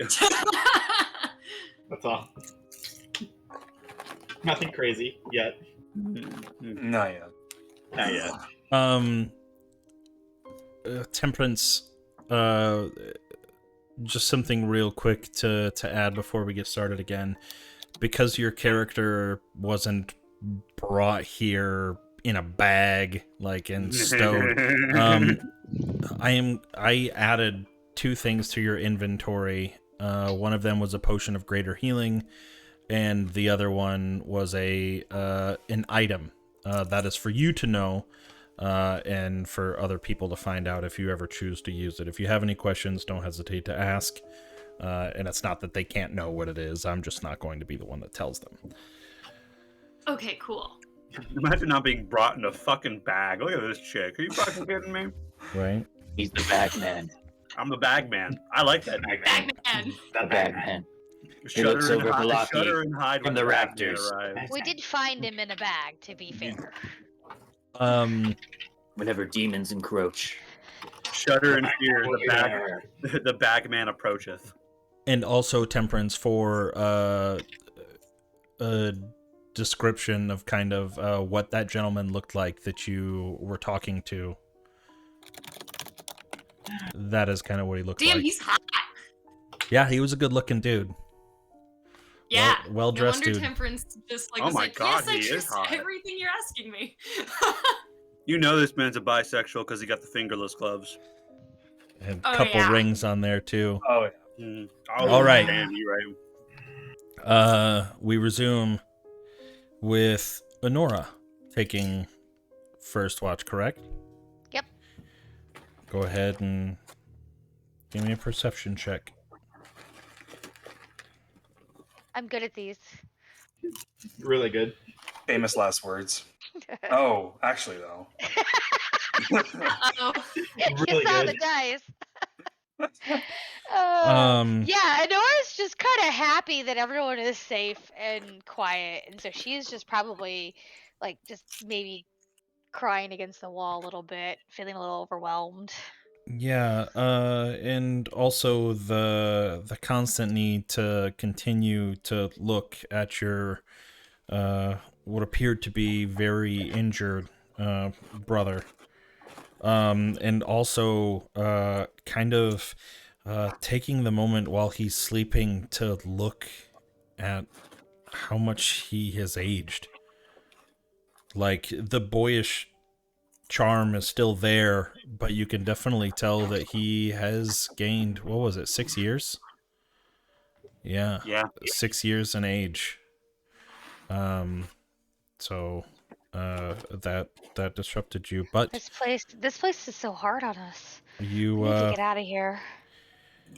you did not necessarily see or hear anything out of the ordinary throughout your watch. So yeah, after about 2 hours, I'll wake up Ira. Hey, Honora, did you ever learn that there was a spell you were telling me about once? It sounded absolutely fascinating to me. It involved Yeah. some wire and a bell, I think. I tinkered with it a little bit, but it was something that never seemed to come up. So I just put it in my book for later. So you know it or you don't? I don't. I'm sorry.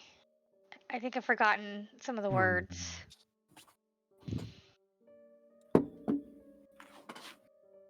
It might be in the book that Rose gave me. Can I check? Yeah. And I'll hand over the book that I got from Rose. Okay. which I don't have in my inventory because of that unfortunate event that happened several months ago. No, that's fine. I will. I'm sorry, John. It's my No, fault. it's okay. There's just some stuff I want to do, and if I can sneak off on my watch and use that spell at least. Yeah. Oh, he's gonna straight up abandon us. That's nice. That's the. I But- just got to but go it's in back to character. the I Durst know. Manor. I think you had all the spells that I wanted to take originally out of that, which included the alarm spell, is what he's talking about. Yeah, I just as soon as I get back to I gotta find that particular It was way back in the very notes. beginning. Yep. Yeah. Master Suite, storage room, nursemaid. Where is children's room?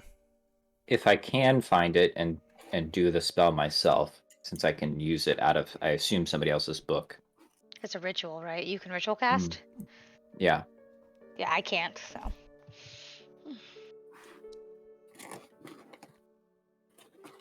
Yeah, I traded that out for bigger, better spells. Since we usually were outside and didn't really need it. Look, I'm just an arcane trickster. I've only got so much to work with. I know, I'm aware. You and I are the same level of spellcaster. I'm just the fighter version of you.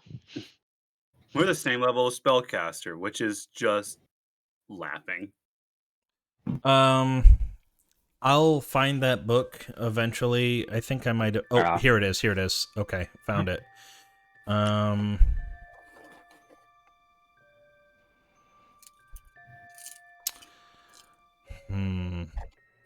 Never mind. This one's different. This book has Disguise Self, Identify, Mage Armor, Magic Missile, Protection of Good and Evil, Dark Vision, Hold Person, Invisibility, and Magic Weapon. Sounds like half of those spells you already have. Actually, But that isn't Rose's book. That's a different spell book that you picked up. That was a wizard spell book that you picked up the same time you got the Cloak of Protection. A lot of those aren't rituals. Yeah. I don't think alarm's a ritual either, actually. It's alarm okay. is If a it comes ritual. to it, like, just for part of my watch, I want to dip out and it's midnight, huh? It's now like 2 3 a.m. Yeah, 2 a.m. it'd be like 2 a.m. at this point. Fuck, feels like a dangerous time.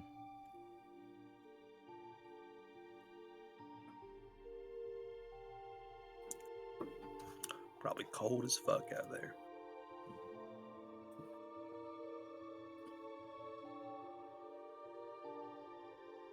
Rexby.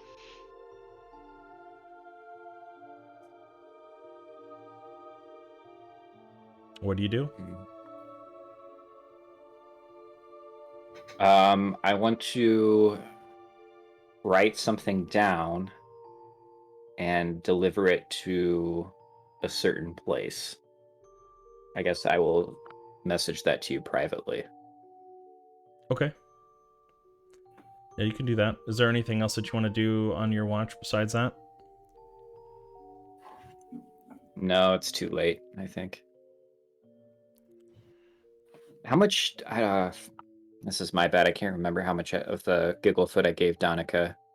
But I'll maybe leave more at the inn on my way back. Okay. I feel like you gave her like 3 sprigs. Like three roots. But I could be mistaken. Yeah. As you're sitting there writing down whatever it is that you're writing, you feel a sort of vibration coming from within one of your pouches. Is it the Sending Stone? After digging around for a moment, you do. And as you pull out the Sending Stone, looking at the face engraved into the stone of it, the lips start to move. Ira, it's been some time. I haven't heard from you. Can you hear me? Are you there? Please let me know that you're okay.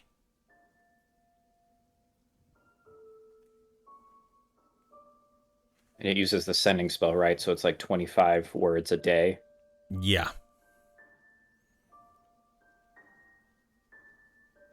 And after the lips stop moving, looking at the stone, you see the ear, because it's a profile of a face, you see the ear kind of grow a little bit and the ear hole kind of widen expectantly as it anticipates your response. Say, Delphin, it's good to hear your voice from the outside.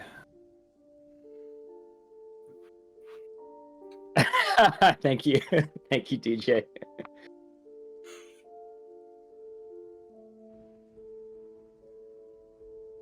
I am well. Things are complicated. I lost hope.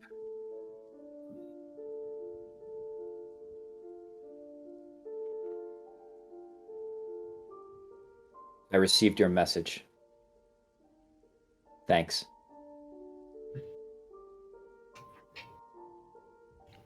Always a fun spell to play around with.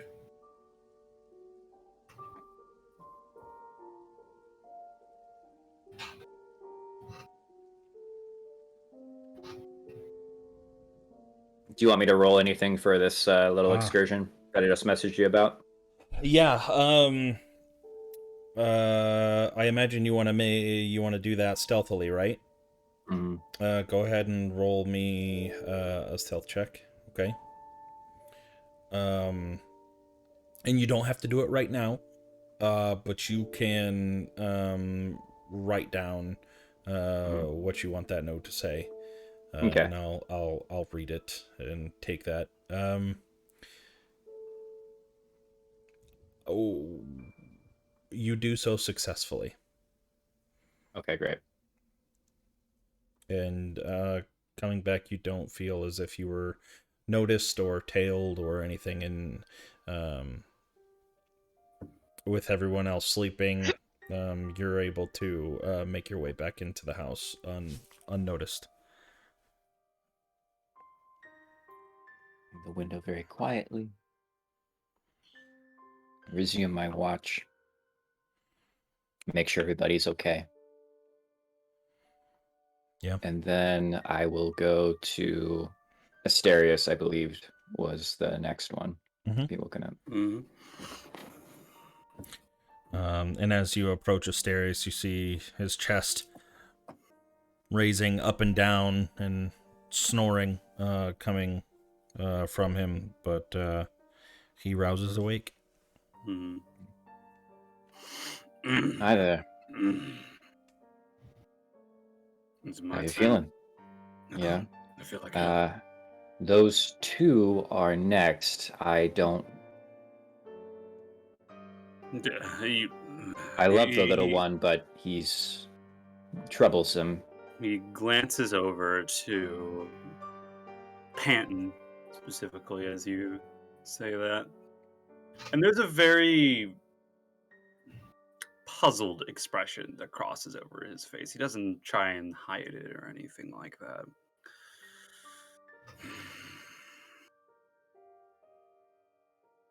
Can you keep a secret?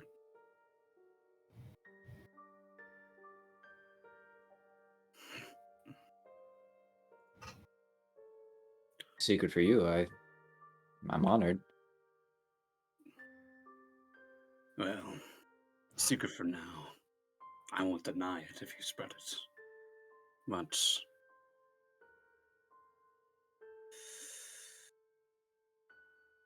I'm hung up on something he said. Something I've noticed. Back at that mansion.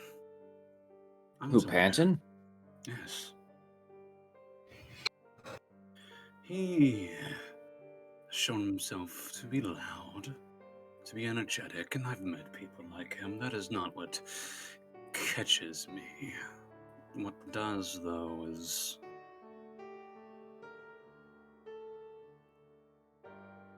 I saw the fires that were there. It would not have caused such a pyre. He lingered in the stairwell well after all of us left. He claimed he was hurt. He was not. And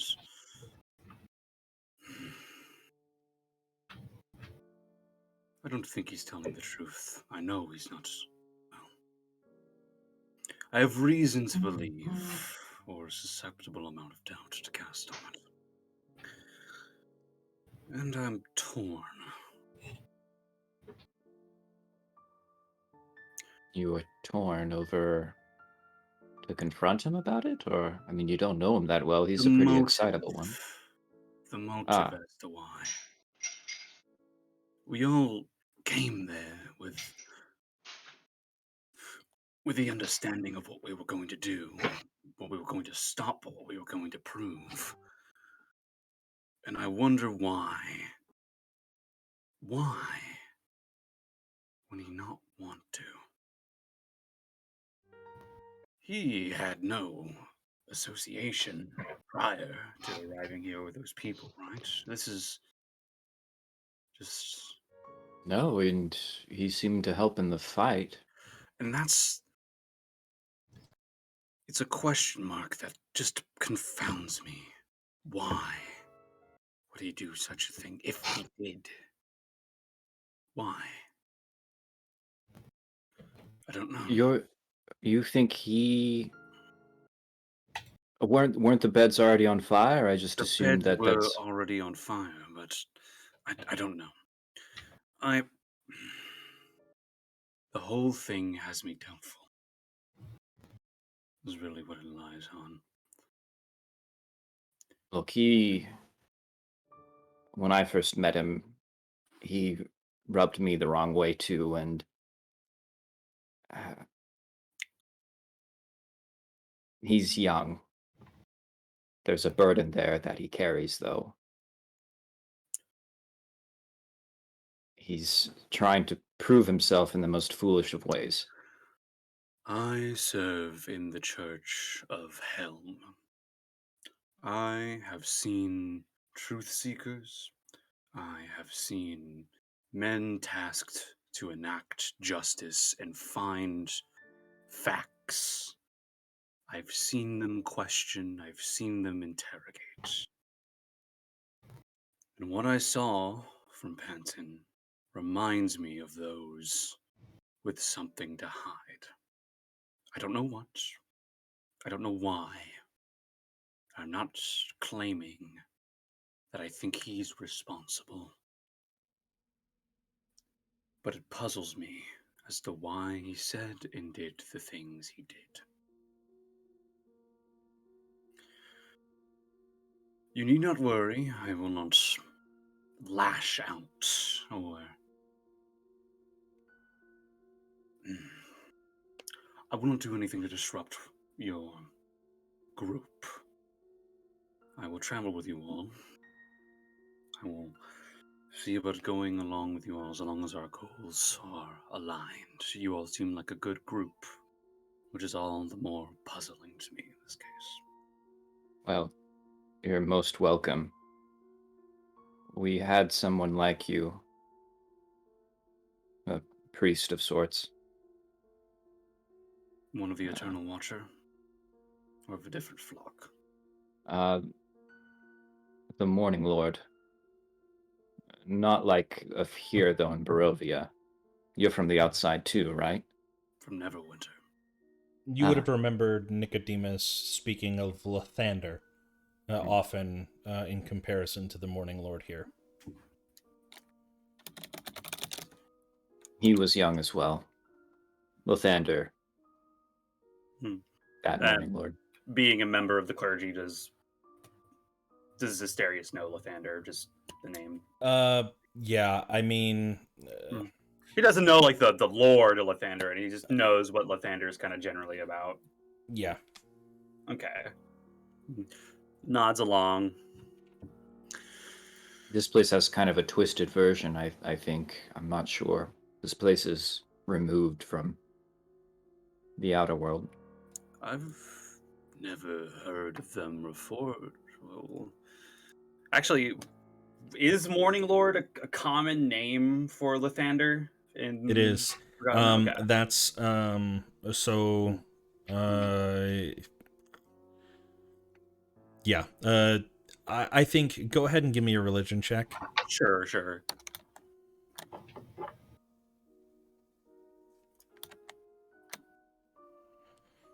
Yeah. You know enough about Lathander to know that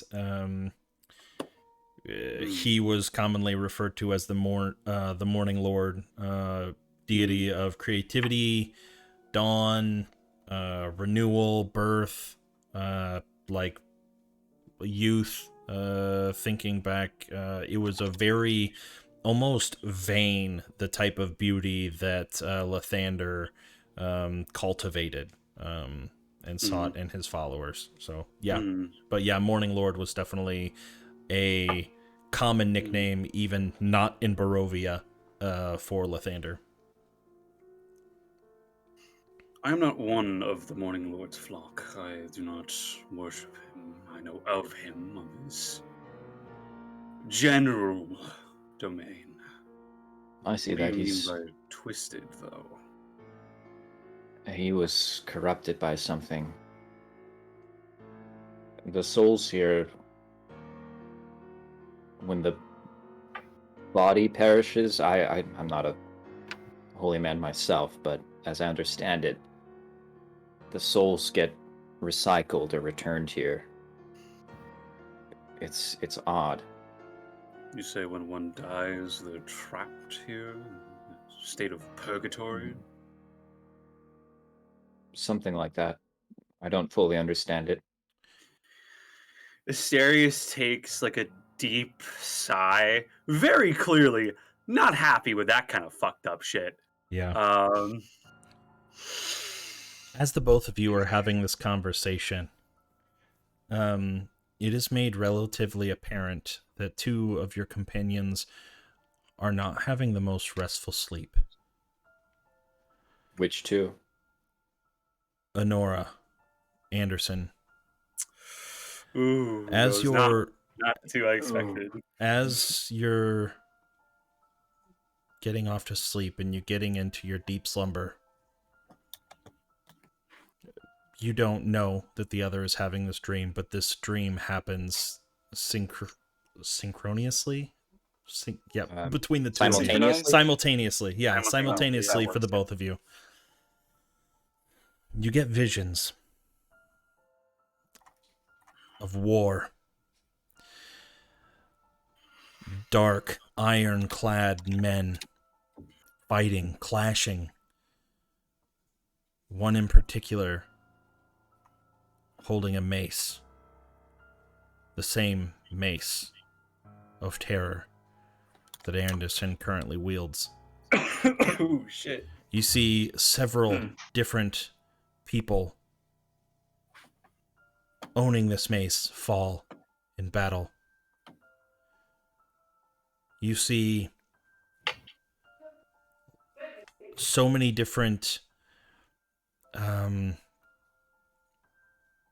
or so many similar events happen until most recently you see a man dressed in a dark cloak storming into Castle Ravenloft, making it down the long corridor with the statues on either side into the temple within.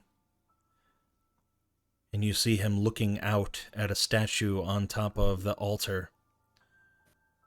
And it's almost as if you're seeing it from his eyes as he reaches out and grabs what you know is the figure that I believe you might even have in your possession,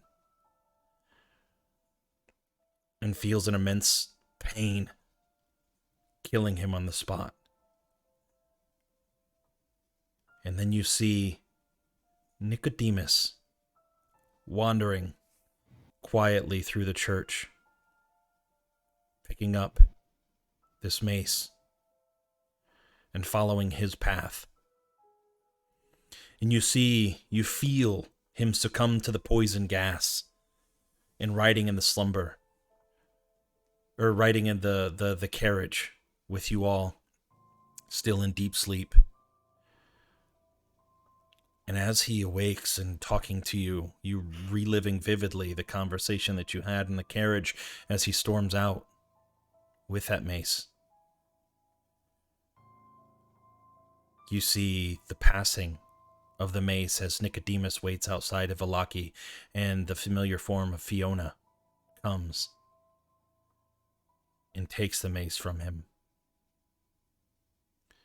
Now your vision is from Fiona's perspective, watching Nicodemus walk off through the woods away to the south. And the last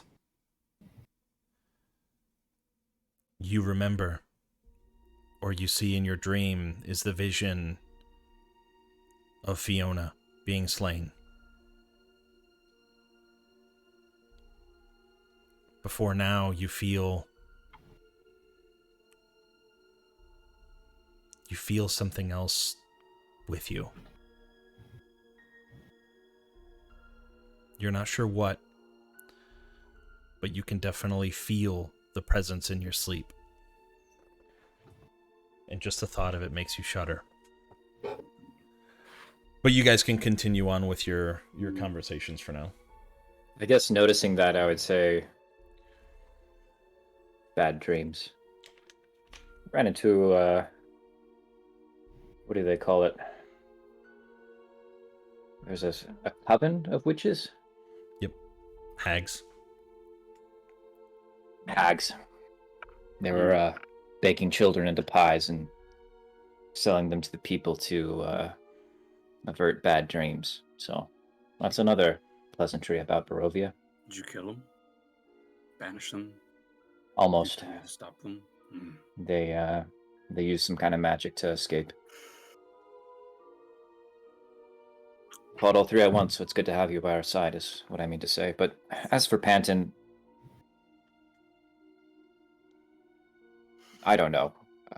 Maybe you saw something. I will speak to them personally in some time.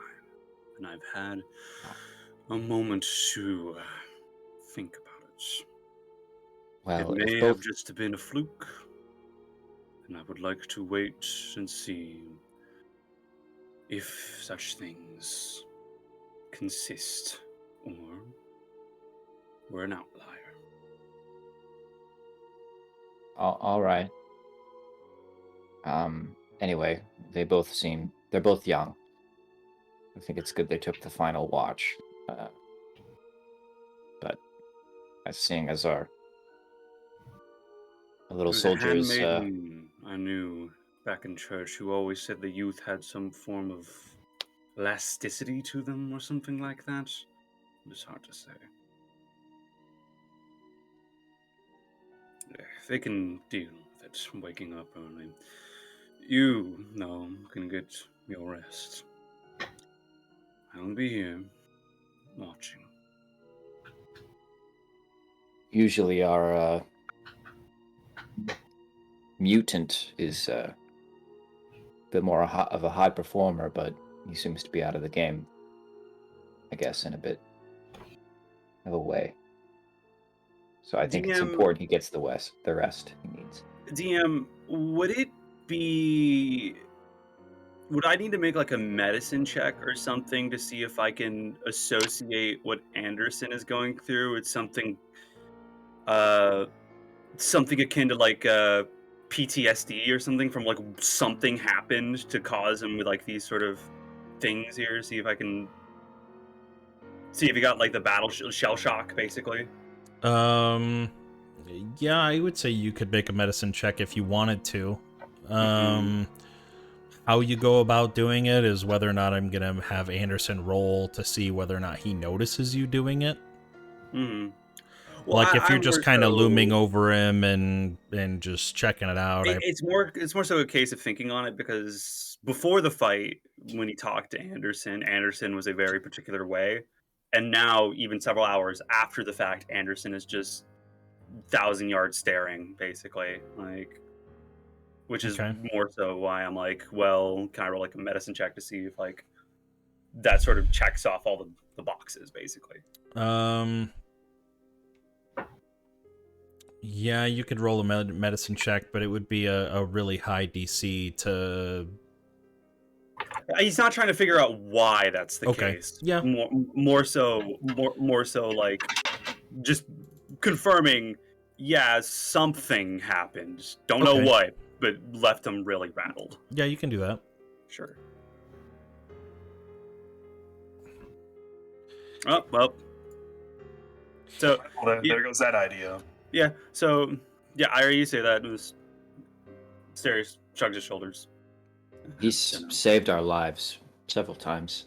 Anyway, perhaps you should catch up on that reading that Panton told you about.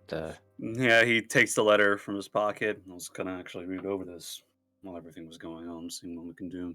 Did I link Alright. it to you already? Yeah, the one specifically about... Argynvost. Yeah. Mm-hmm. Yeah, there's a handout there. I was... Yep. Okay. I just wanted to make sure that you had it. Yeah, in character. Like, I've already read it, but Okay. this is where Sirius is going to actually take the time to read over it during his watch. Okay.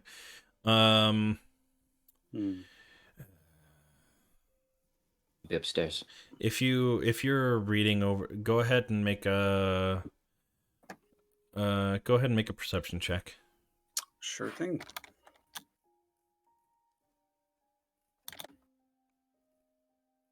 It's 13. Okay. Relatively deep into reading the letter, you see several more times the two, Honora and Anderson, still continuing to kind of shudder and shake in their sleep a little bit. But at one point, you think you hear a noise outside. And you kind of sitting in the chair next to the front porch. You kind of peel back the curtains, the drapes a little bit, and you look out, but you don't see anything. And the noise doesn't repeat itself during your watch. The rest of it goes by relatively uneventfully. Okay. I think at some point as well, sort of seeing like these two people go through their sort of rough sleep. He's not going to wake them up, but just because it's belief is strong, he like lights a little bit of incense or something to help soothe them in their slumber, essentially for flavor. Okay. Very religious sort of deal, just safe passage in the night. But yeah, after his watch is done, he goes over to... He'll go over to Temperance. There's a moment where he lingers over Panton, just sort of staring at him, more so with the gears turning in his head, thinking about what he discussed with Ira, before walking over and deciding to wake up Temperance instead, at least to start. Okay. Just walks over gently and just sort of shakes your shoulders and just to make sure you wake the fuck up. And Temperance, you stir awake. Yeah. Temperance's eyes kind of open and... Oh, has it been that long already? Good morning. Morning to you. And at this point, 6 hours have passed. Even though there's not sunlight in Barovia, it is starting to have the faint glow of morning outside. It is starting to get towards the tail end of that nighttime for sure. How did your sleep fare? I slept no worse than I have since I arrived. Did you sleep okay? Oh, as fine as an Sounded like you were doing well. When you've gone through what I've gone through, you've come to learn that you appreciate what rest you can get in the most humble of circumstances, even if it is just an armchair. You must forgive me for asking, but my curiosity is active as of recently. The others, they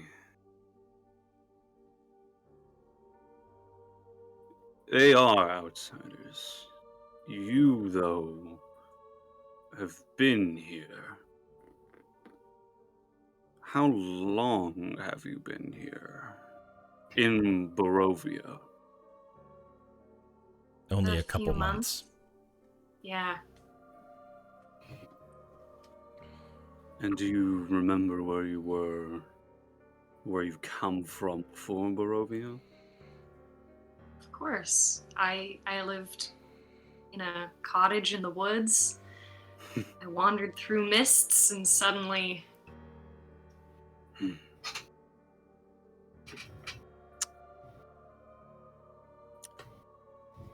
Fair enough. it makes you ask, why are you so interested?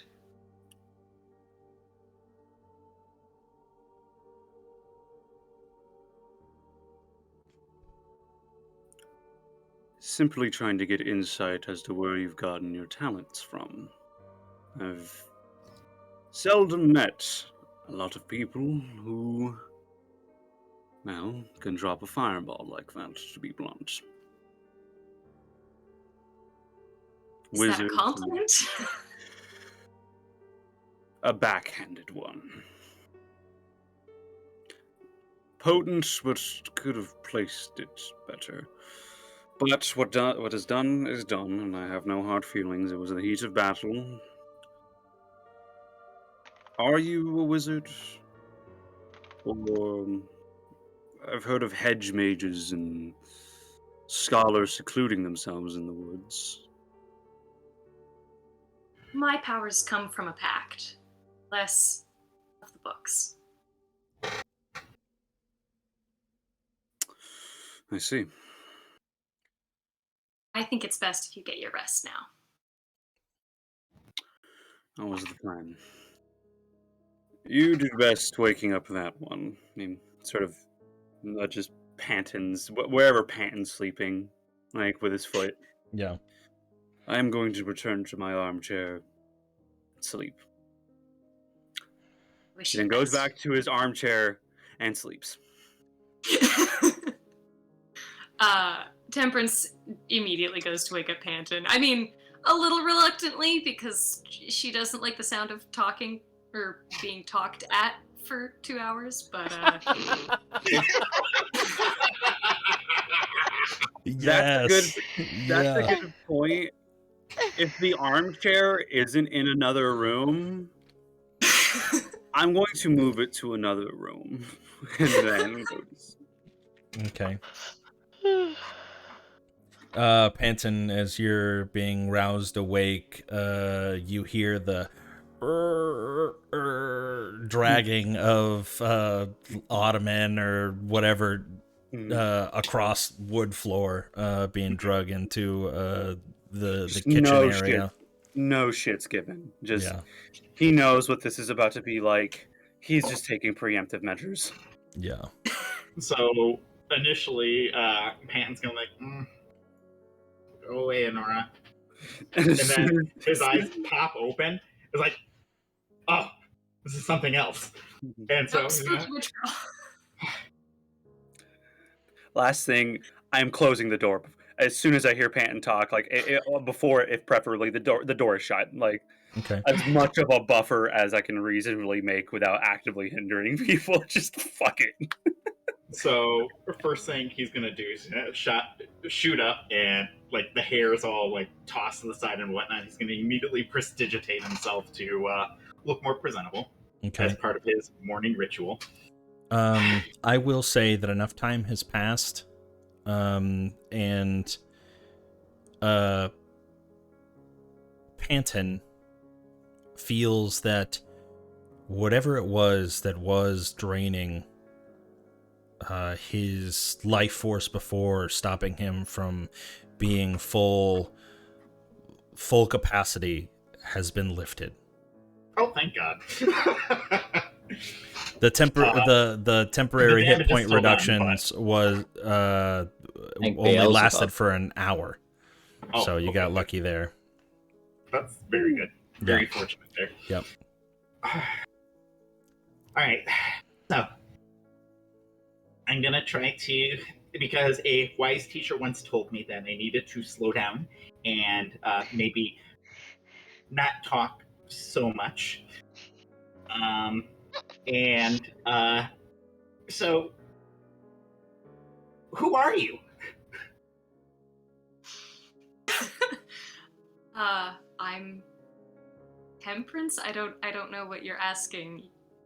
Well, I mean, okay, yeah.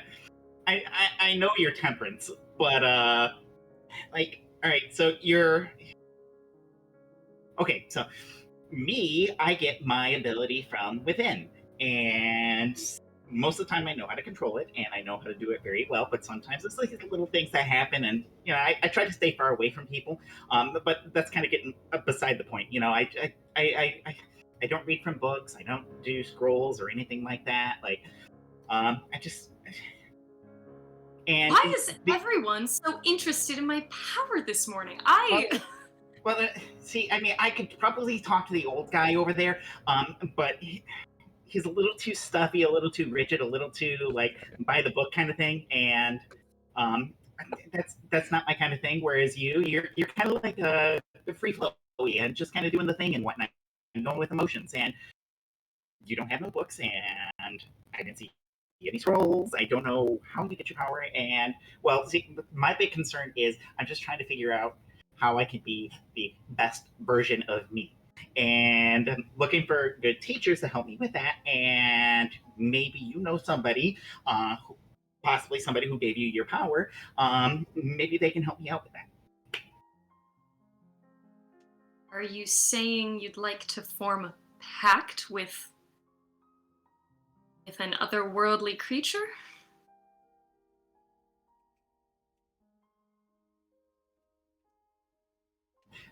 Yes and no. If it helps me out with my ability to control everything, that would be great. But I'm not looking to be indentured to anybody, if that is indeed what's going on with you. I think it might be better if we stay quiet. I have a journal. I like to spend my mornings writing, if you don't mind. You can ask me more questions as long as it's not about this. You're making me uncomfortable. That's not my plan to make you uncomfortable, but okay, I get it. All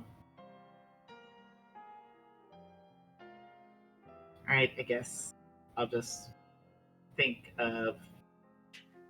I will think of a better way to phrase it to you. Just not right now. Temperance kind of looks out the window to make sure there's nothing going on, and then pulls out her journal and starts writing. All right, both of you go ahead and make a perception check. Becomes painfully clear why Asterius dragged that fucking armchair to the god fucking kitchen area. Oh. Oof. The rolls are on point today. Temperance. Oh, sweet. Fortunate as always. Beautiful. I'm just lost in my own mind right now. That's wonderful. The useless pair. Luckily for you lot, nothing of note happens. Temperance seeming to be distracted, rather annoyed by the sudden inquisition that you've undergone about where you're getting your abilities is relatively frustrating. And just finding the need to journal, especially with how much has happened over the last day. Panton, while she's journaling, what do you do to keep yourself busy?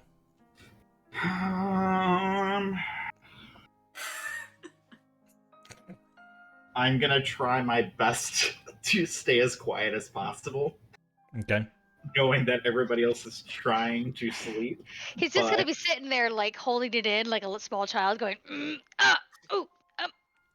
kinda, like I'm fidgeting around and I'm just kind of like walking from window to window, trying to be quiet.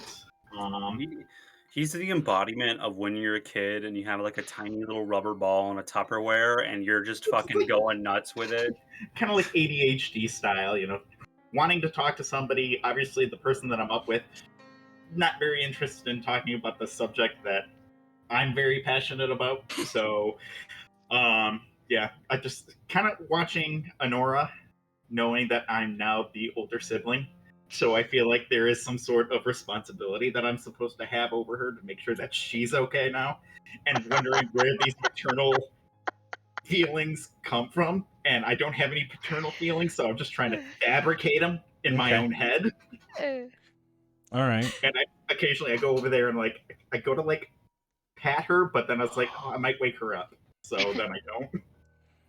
Okay. On the bright side, for your guys' watch, it probably smells really nice. Maybe. Yeah, actually, True. those will be important here in just a few moments. Temperance, are you writing anything particular that you want to share with me, the DM, or? Oh, I mean, yeah, I actually I met a handsome already boy wrote some of today. it. I met some pretty people, and I was really nice to me with like shot fireballs everywhere. Okay. One can apparently be But a yeah, werewolf, and I think that's really I could, romantic. You don't. I can shoot you my diary entry later. If you would want to, you're more than welcome to. It's not a requirement. I just didn't know if there was anything of importance that I should make note of that you're cataloging. But you do notice as you're writing, focused, scrawling away on your in your diary, taking a look up sometimes just to reread what you had read. And you notice that some of the letters have grown in size. But it doesn't concern you. It is a common way that you've been communicated with in the past.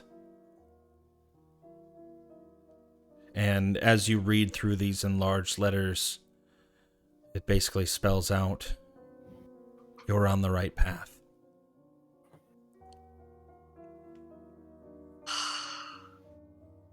And then the amount of relief that goes through Temperance's head that like, yes, okay, good.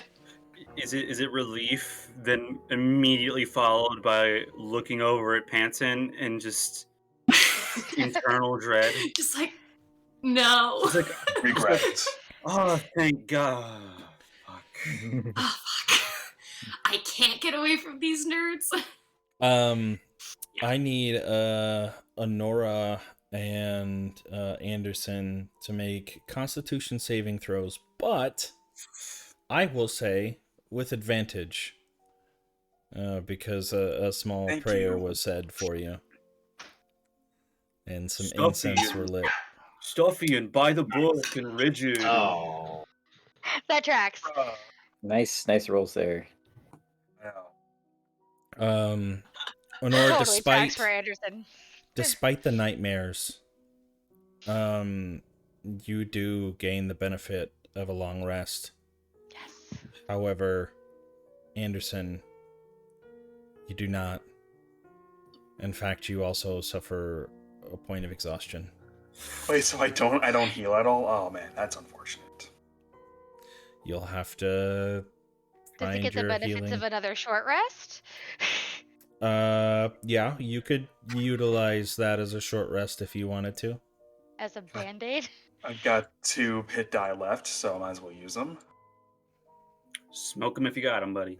Yep. Okay, that'll help. So we got a long rest. Yeah, everyone except for Anderson gains the benefit of the long rest.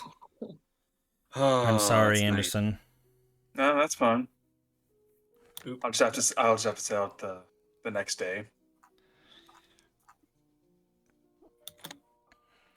I mean, there's always other means.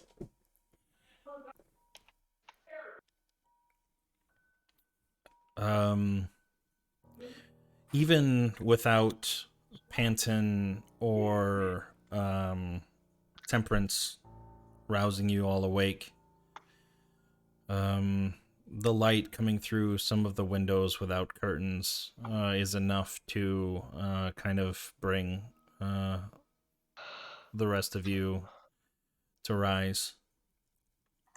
When Honora wakes up, she will wake up with tears in her eyes. Is there something that I need to get you? What? Well, Oh, yeah. no, I'm fine. I'm Are okay. you sure? Because as the older sibling now, it's my job to make sure that you're okay. You're not So. the older. What are you Oh, smoking? well, actually, I feel like I'm the older sibling now. I think I even got some wrinkles on my forehead now. You know Look what? at that. I think I saw gray hair. I think you're dying. Maybe. I could be. Would you feel really bad if the older sibling was dying? Probably. It's okay. Does Asterius hear that? I'm here for you. Yeah, I'm you here guys are all hearing the conversation. As I'm donning my breastplate, since we had to take it off, I'd be like, yeah, I miss Nico. He would know how to fix this. Whatever that thing down in the dungeon did, it just made this armor slightly less effective.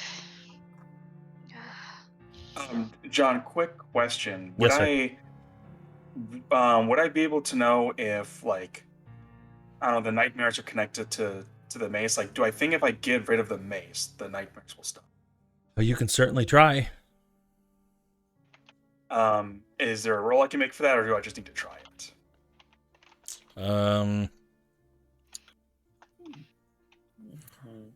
Give me, just give me a religion check. All right. Because of the dreams that you had. Nope, never mind. Okay.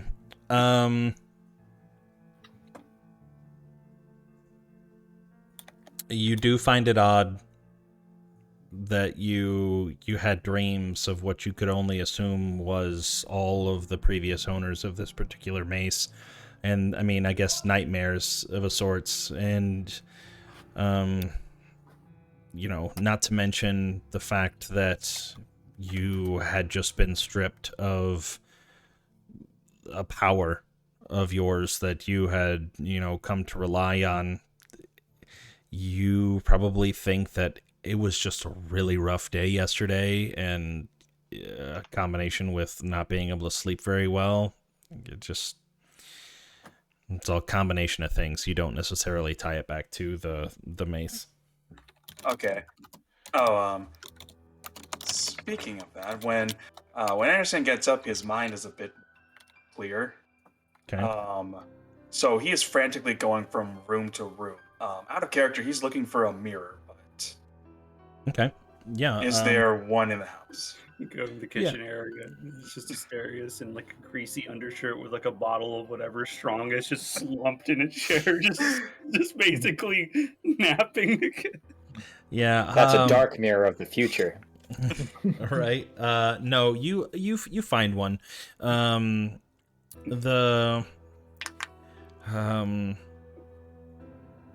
Yeah, you're able to find whatever the bathroom or the washroom would be, and you do find a hand mirror. I'll hand out some rations. Yeah, and like the first thing you guys see when Anderson wakes up is he's just room to room until he eventually finds that bathroom. What are you looking for? Are you just looking at your eyes? Yes, and when that happens, it just dawns on him what, because before it was kind of like he didn't exactly know what was going on, just something, but now it's obvious. And boy, how you probably just you see him walk out of the washroom or bathroom, just face pale and not looking good, like whispering to himself.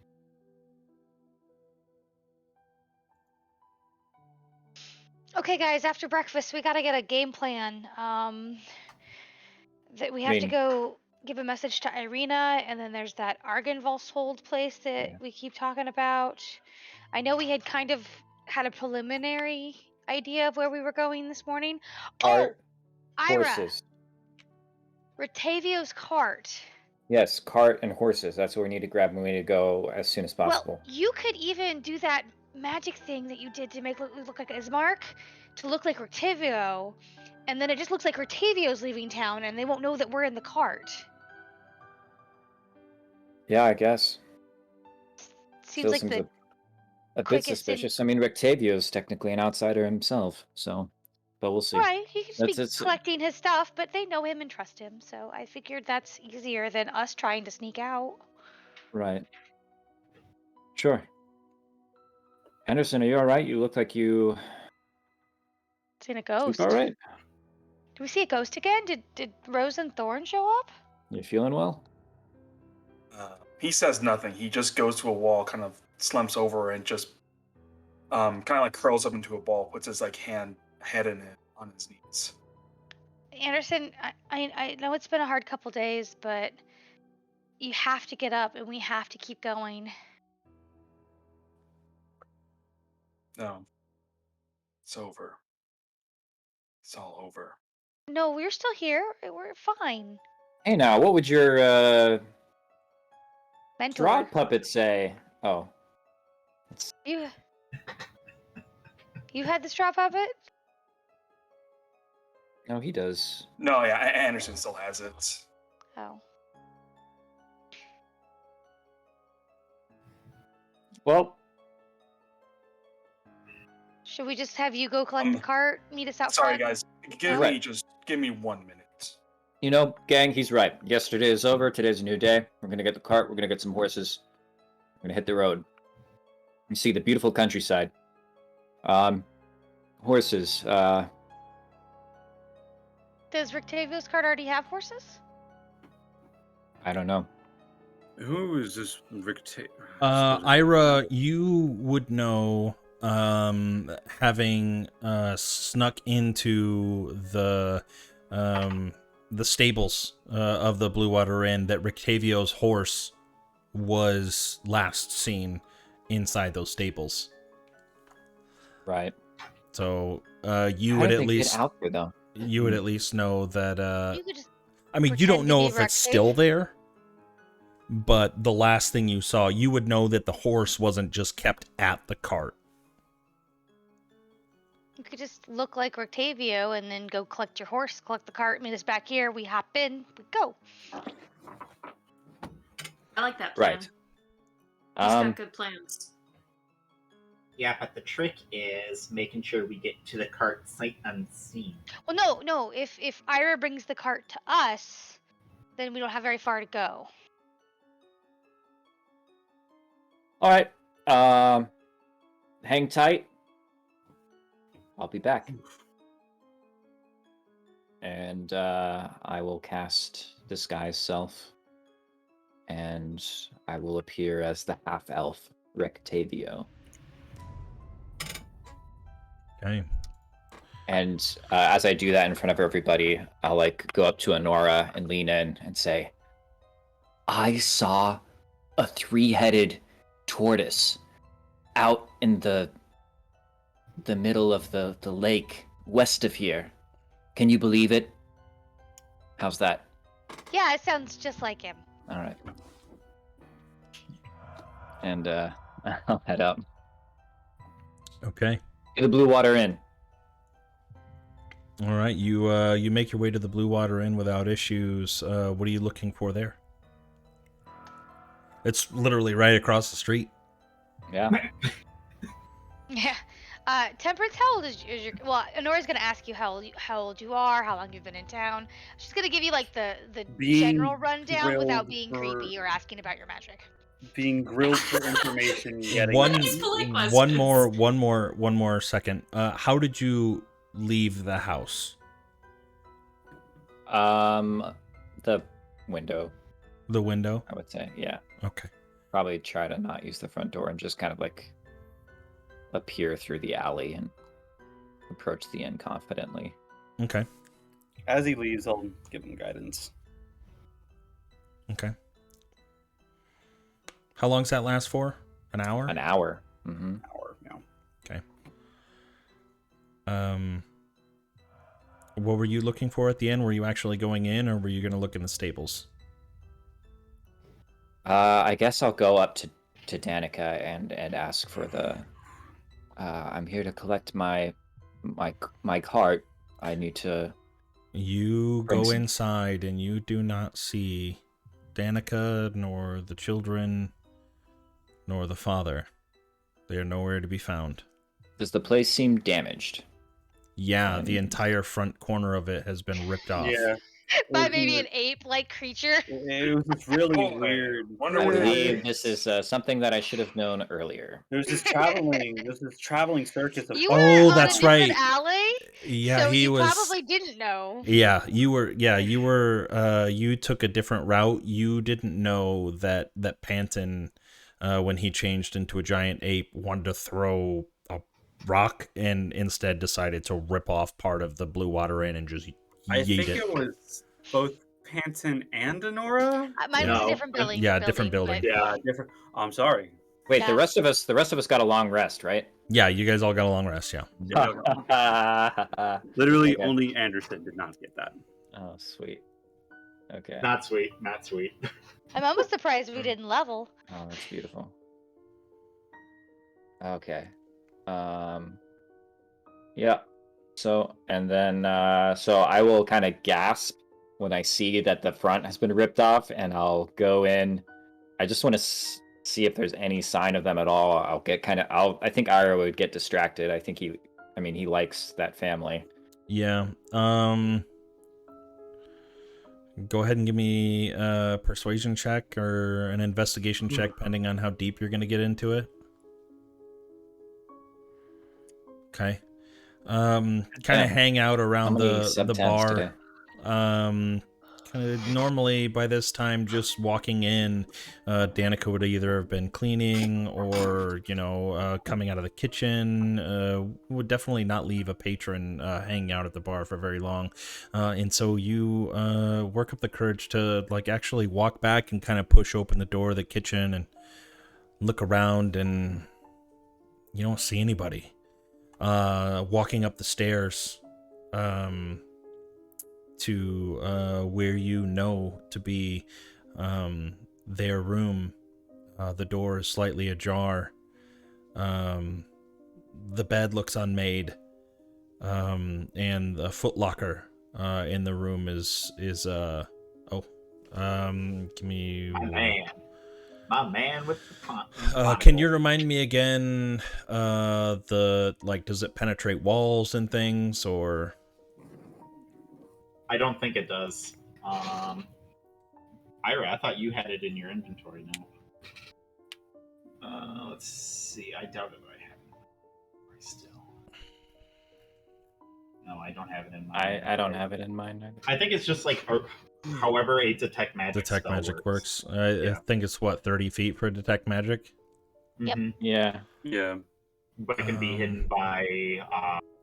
I thought I saw something through a floor maybe in the. Well, it's gotta be The like a witch's really cabin? thick piece of wood. Yeah, or or like an inch of lead, because apparently lead is just anti-magic in D&D. It's blocked by a foot of stone or 3 feet of wood or dirt, Okay. or an inch of common metal, I believe, is also it as well. It's a thin sheet of lead.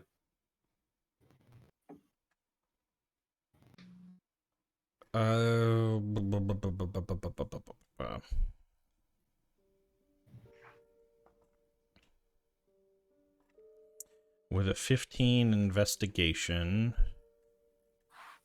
MNOP. How are you guys doing on times? Anybody got to get out of here right in 1 minute? No, No? you didn't. Nah, I'm good. Yep, we're good.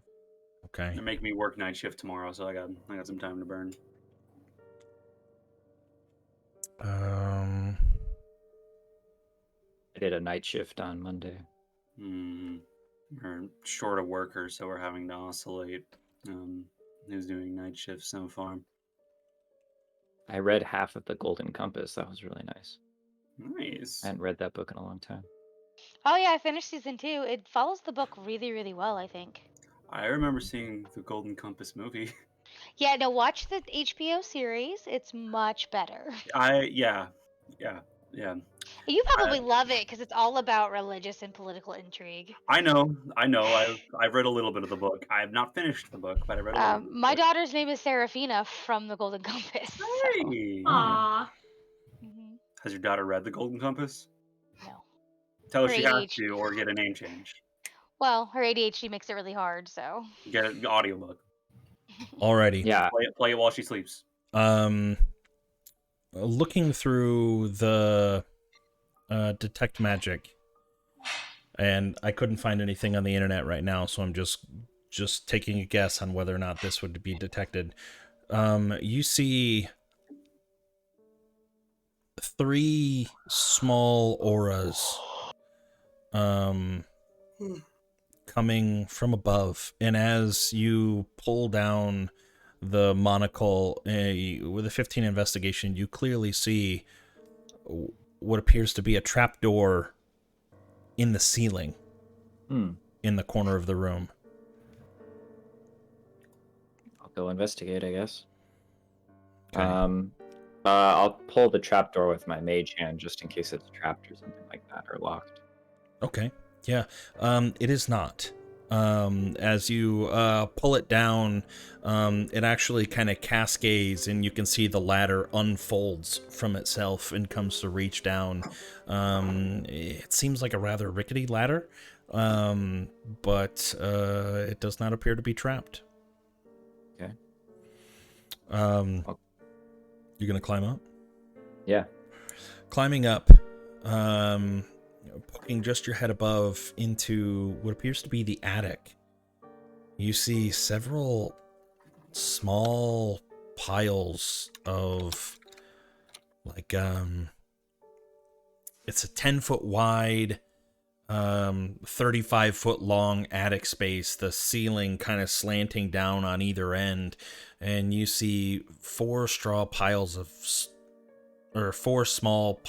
straw, almost kind of looking like nests, where birds might have kind of been inhabiting. Looking around, you do see several raven feathers, and pulling your monocle back up, looking, the straw pile that's closest to you seems to be the one that's emanating the magical aura. Kind of piece through it, I guess. Yeah, kind of shuffling it open. You eventually find purchase on a small but solid chest, like a lockbox of sorts. It is locked. Are the others the same?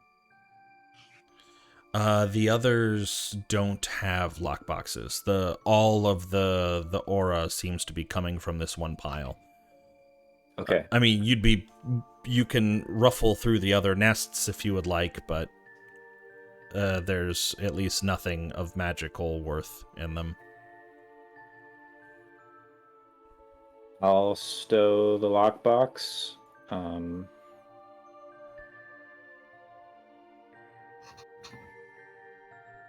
And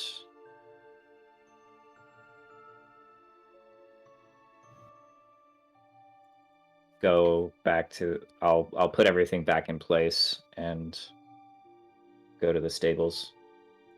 Okay. Yeah, making sure to raise the ladder and push it all back into place with your mage hand. You find yourself down into the stables, where there seems to be two horses that are left. Neither one of them happen to be Rictavio's that you remember. Don't care. Gonna take them anyway. Okay. You're able to give me animal handling check. Fuck. Ah. Come on. Oh!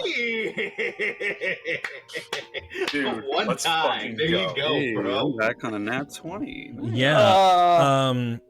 As you're approaching the first stable, you can see that the horse seems rather uneasy, noticing that you're not its master. And kind of something catches your eye onto the side, and there's a small bucket with what seems to be different like fruits and vegetables, crunchy things that the horse would probably enjoy. So you grab a couple carrots from there, and you reach over and you start feeding it, petting it, getting them both acclimated to you, allowing them to kind of sniff your hand and get used to you, and you're able to successfully lead them out of the stables. Grab the saddles come on. that are attached. They let you dress them, and they follow you. Much more sensible than a cat. All right. And you do with a natural 20. You pocket a couple extra fruits and vegetables that you know that would help continue to have them on your side. But do you ride them, or do you continue to escort them the rest of the way? I mean, I want to, hook them to the cart and then drive the cart to the... The cart is not at the inn. The cart is back at the storage facility towards the east end of town. Do you remember the storage yard? Like when you were first walking in, off on the left, they were... it was a storage yard. I'm not sure if you knew that before you set off on the solo adventure, but if I could bring you to the map real quick. Yeah, I want to see how far away it is. Over here. And where I'm like over here. You're in this circle. Oh, okay. So, I mean, it would be like it would be a 5-minute ride on a horse, or a 20-minute walk. Shit, that's kind of a ways. Yes, but you have horses. Yeah. Can I ride one and lead the other with it? Yeah. Okay. Yeah. It can ride beside you. Yeah, just holding onto the reins. You're able to do so. You make your way. Is that what you want to do? Make your way to the... Okay. You make your way eastward through town, and you see going past the house. Okay. I will message to Honora. Hey, I've got horses. I'm going to try to go east and get the wagon. Maybe hang tight. If I'm not back soon, You got it. please come find me. Okay. Right. Ira says that if he's not back soon, probably the next half an hour, then we have to go look for him.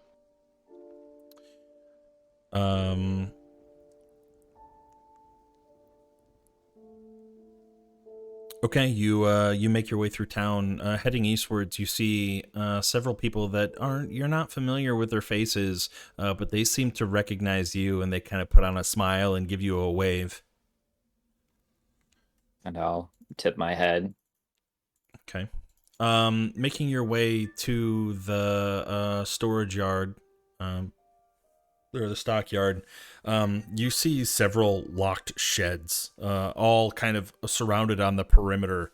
And then you see one larger, roomy warehouse. A wooden sign above the front gate reads RSX Stockyard. On the south end of that stockyard, you see plain as day as soon as you round that corner, the sturdy carnival wagon, colorful paint, kind of chipping from wear. Faded letters on the side spell out the word Rictavio's Carnival of Wonders. Getting closer to it, kind of circling around from the back, getting ready to line your horse up to the front, you see that a heavy padlock secures the back door to the wagon. A padlock to block the locksmith? Okay.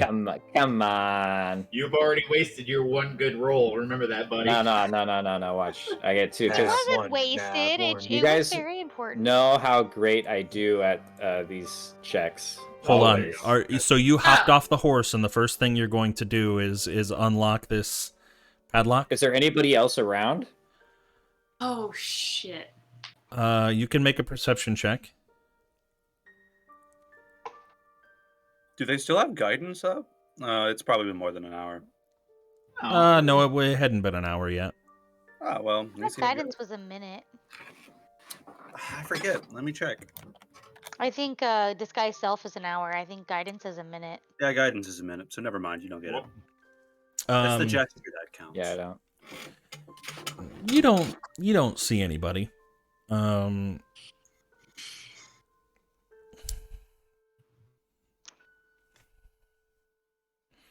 Give me a second.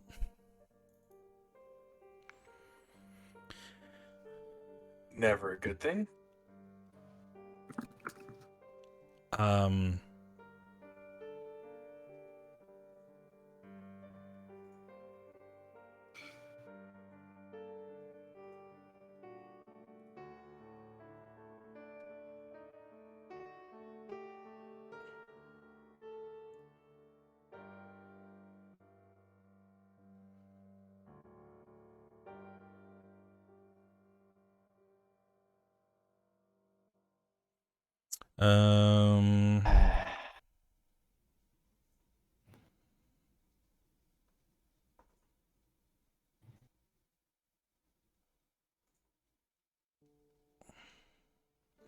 16's not bad. I need you. You successfully defeat the lock, but you did not detect the trap that was inside. Oh Shit. I need you to make a Constitution saving throw for me. Oh, buddy. I'm going to use that You're a bitch. inspiration that I got earlier. Okay. Perfect. Oh, Jesus. Oh, I don't know Oh. if it'll help you, but man, it's oh. only better than a 3. I bet it's about the same. Yeah, so you open the lock and you open the door and you fail to notice a shotgun rigged to the other side. No, almost simultaneously as you just very cockily just hop off of your horse, just walk up, be like, oh, no one's stopping the locksmith, and you just and you open it and you feel a instant pierce poking into your finger that was just kind of like holding the lock in place, and you take 1 point of piercing damage, but you also take 8 points of poison damage. Failing your Constitution saving throw, you're now poisoned for the next hour. At the same time that happens, you feel a heavy lurch against the back of the wagon. Something inside is banging on the side of it. Something heavy. And we're going to What the fuck? end the session right there. Oh, buddy.